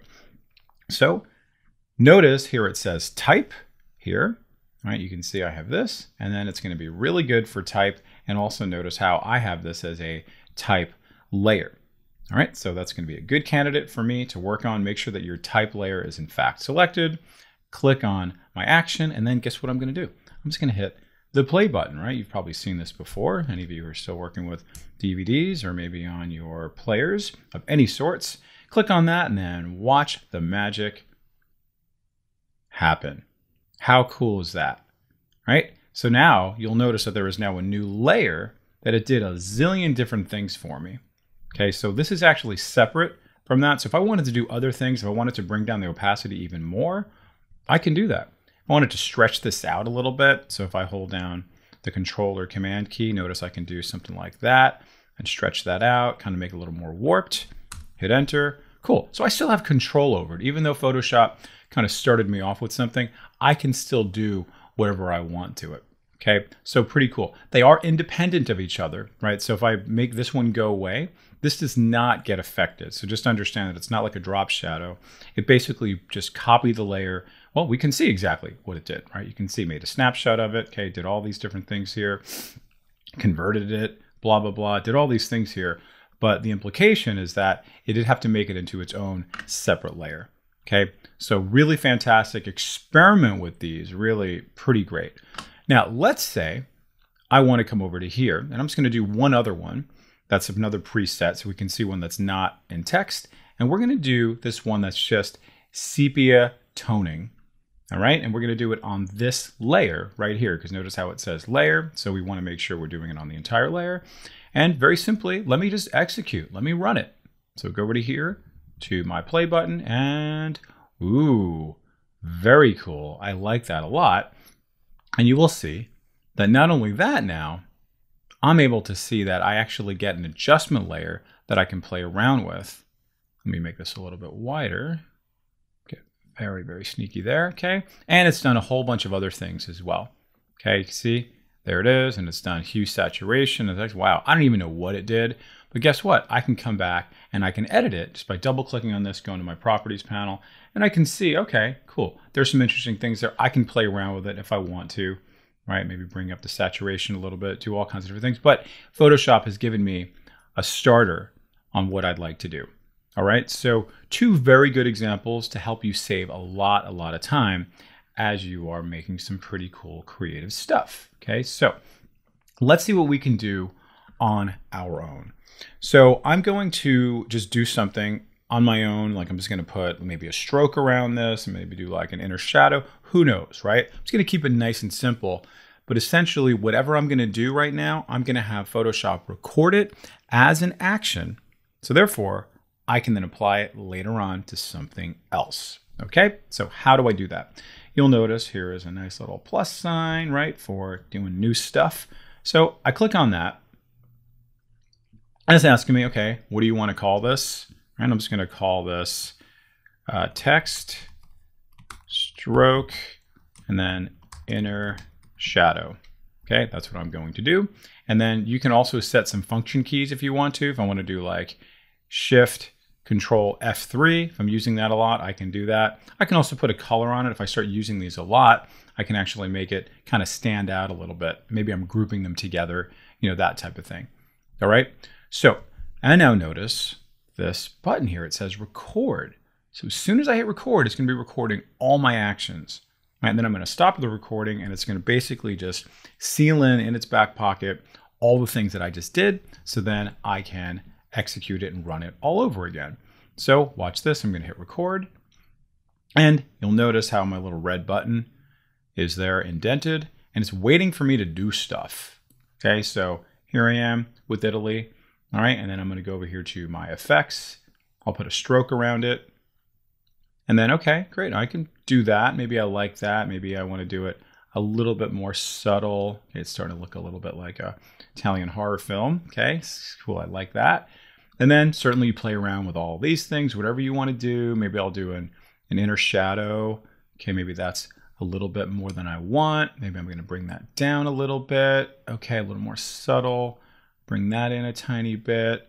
Okay, see it before and after. Yep, I like that. Give it some texture. And guess what? I want to use this for a whole bunch of other things just the same. All right, so again, just for the purpose of this exercise, I'm keeping it simple. You can make it as simple or as complex as you want. So now let's click OK. That's now in the back pocket right there. You can see it. So to tell it that I'm done, I click stop and we'll see. There it is, all the amazing things that Photoshop has done for me, saving it, saving me time, saving me stress. Amazing. So, and you can even see my keyboard shortcut. So seeing in action is very simple. We're just going to bring in some text. I'm just going to type out the word piazza. Oops, maybe haunted piazza. All right, so I'm going to keep this as is, right? Make it maybe a little bit different than this here. And I'm ready to go. I'm ready to execute. So how do I do that? I can click on this and I can click on the play button. And then again, remember my keyboard shortcut, Shift Control F3. Of course, yours might be different, but let's just see now because this layer is selected and I execute, let's watch it happen. Click on that.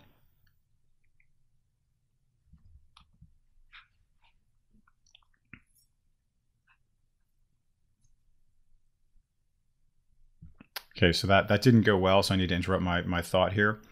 So before I actually execute, right, now that I've typed out all my text, I need to make sure it is actually outside of this layer here, because if I execute now, it's going to take in this hue saturation, right, of what I did before. So let me just bring that up to the top. That's great. Now it's all ready to go. So where it actually ends up is, of course, up to you where your layers go. So, of course, always keep an eye on your layers. This is going to end up on top away from my adjustment layer because I do not want everything to be in black and white, of course, because I want it to look exactly like this. So now let's see it in, wait for it, action. All right. And again, I could then execute my keyboard shortcut if I want to, Shift Control F3. Yours might be different, totally up to you. But I'm going to just click on this little button and let's see it in action. Go. Nice. That took like a nanosecond to execute. See that? And yours could be done in however capacity you want, whatever your creative imagination dictates for you. And maybe it's just the same thing you do over and over and over again 50 times a day. It doesn't even have to be creative. It's just something technical, but you keep having to do that, like resizing things. Could be as simple as drop shadows, whatever it is, give it a shot, record yourself doing it, save it, and then execute over and over and over again. All right, we'll see you in the next lesson. Please go ahead and pause the video and practice this, and love to see some of your comments to see how you're using actions. Thank you for watching, everyone. This concludes our advanced Photoshop class. Hope you enjoyed it. I definitely had a blast teaching it. We covered a lot in this class. We discussed layer comps, blend modes, a ton of filters, gradient masks, camera raw, how to create 3D text, how to work with Photoshop actions, and so much more. Now remember, you have the exercise files to practice on, and of course, please come back and watch this video as many times as you like. And please check out our other videos on additional Adobe programs, MS Office, and a lot more. Thank you again, and keep on learning.